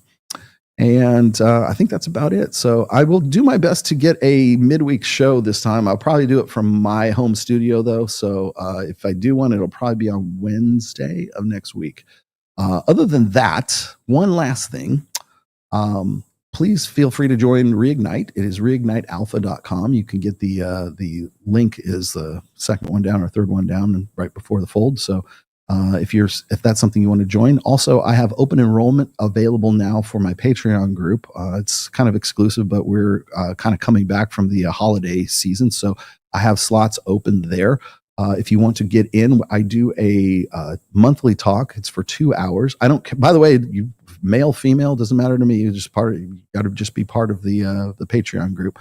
That's at the highest tier, and it's $200, and you get 2 hours, 2 hours a month, and whatever questions you have, I'm there to answer. So hit me up on the Patreon group. That is also in the description there, and you can check that out. And I think on Instagram on Thursday, we're going to be doing a live performance, or a live stream anyways, on Instagram with the band. So if you're interested in listening to us live, that will be at 3:00 on Thursday from 3 to 5 Pacific time. So that's PST. And we usually live stream from our rehearsal space. And I just wanted to let everybody know that we're going to pick that back up again. We haven't done one in a while, but we're going to be doing that on Thursday. So with that said, I guess I will see you guys later. Thanks for listening. Hope you guys have benefited from this. Thank you, Producer Kyle, for your constant effort. Of course. And keeping everything going. And we will see you guys next week. All right. Peace.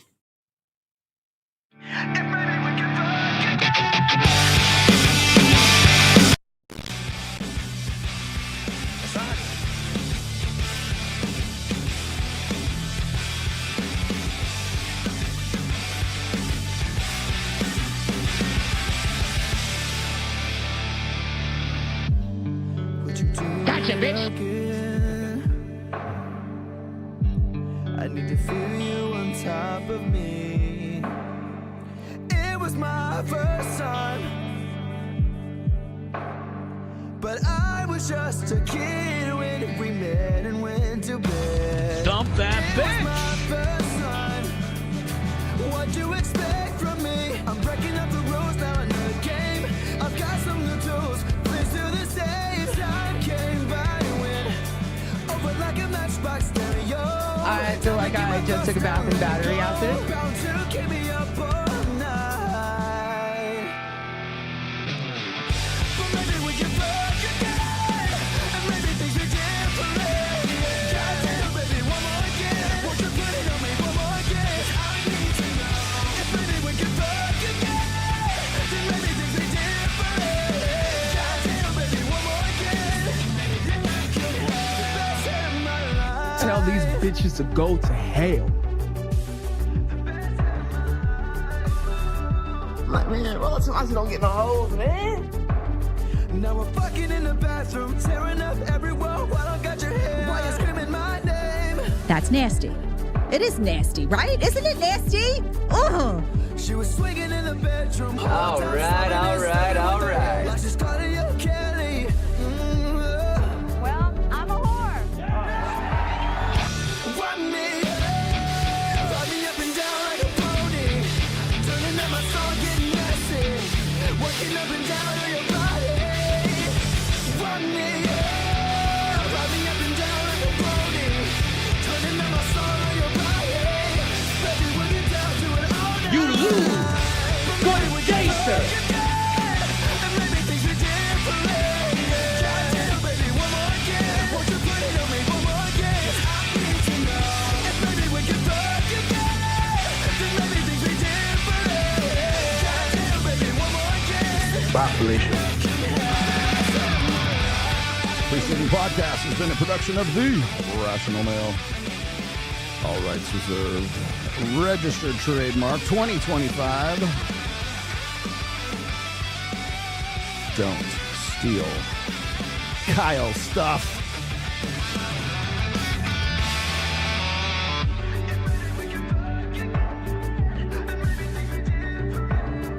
What is your major malfunction, numbnuts?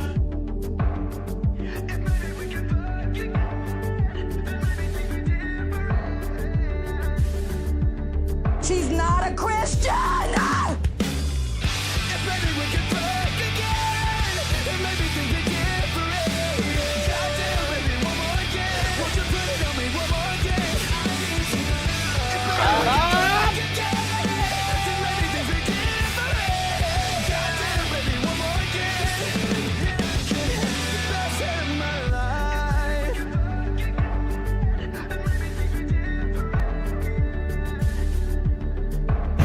FBI, open up!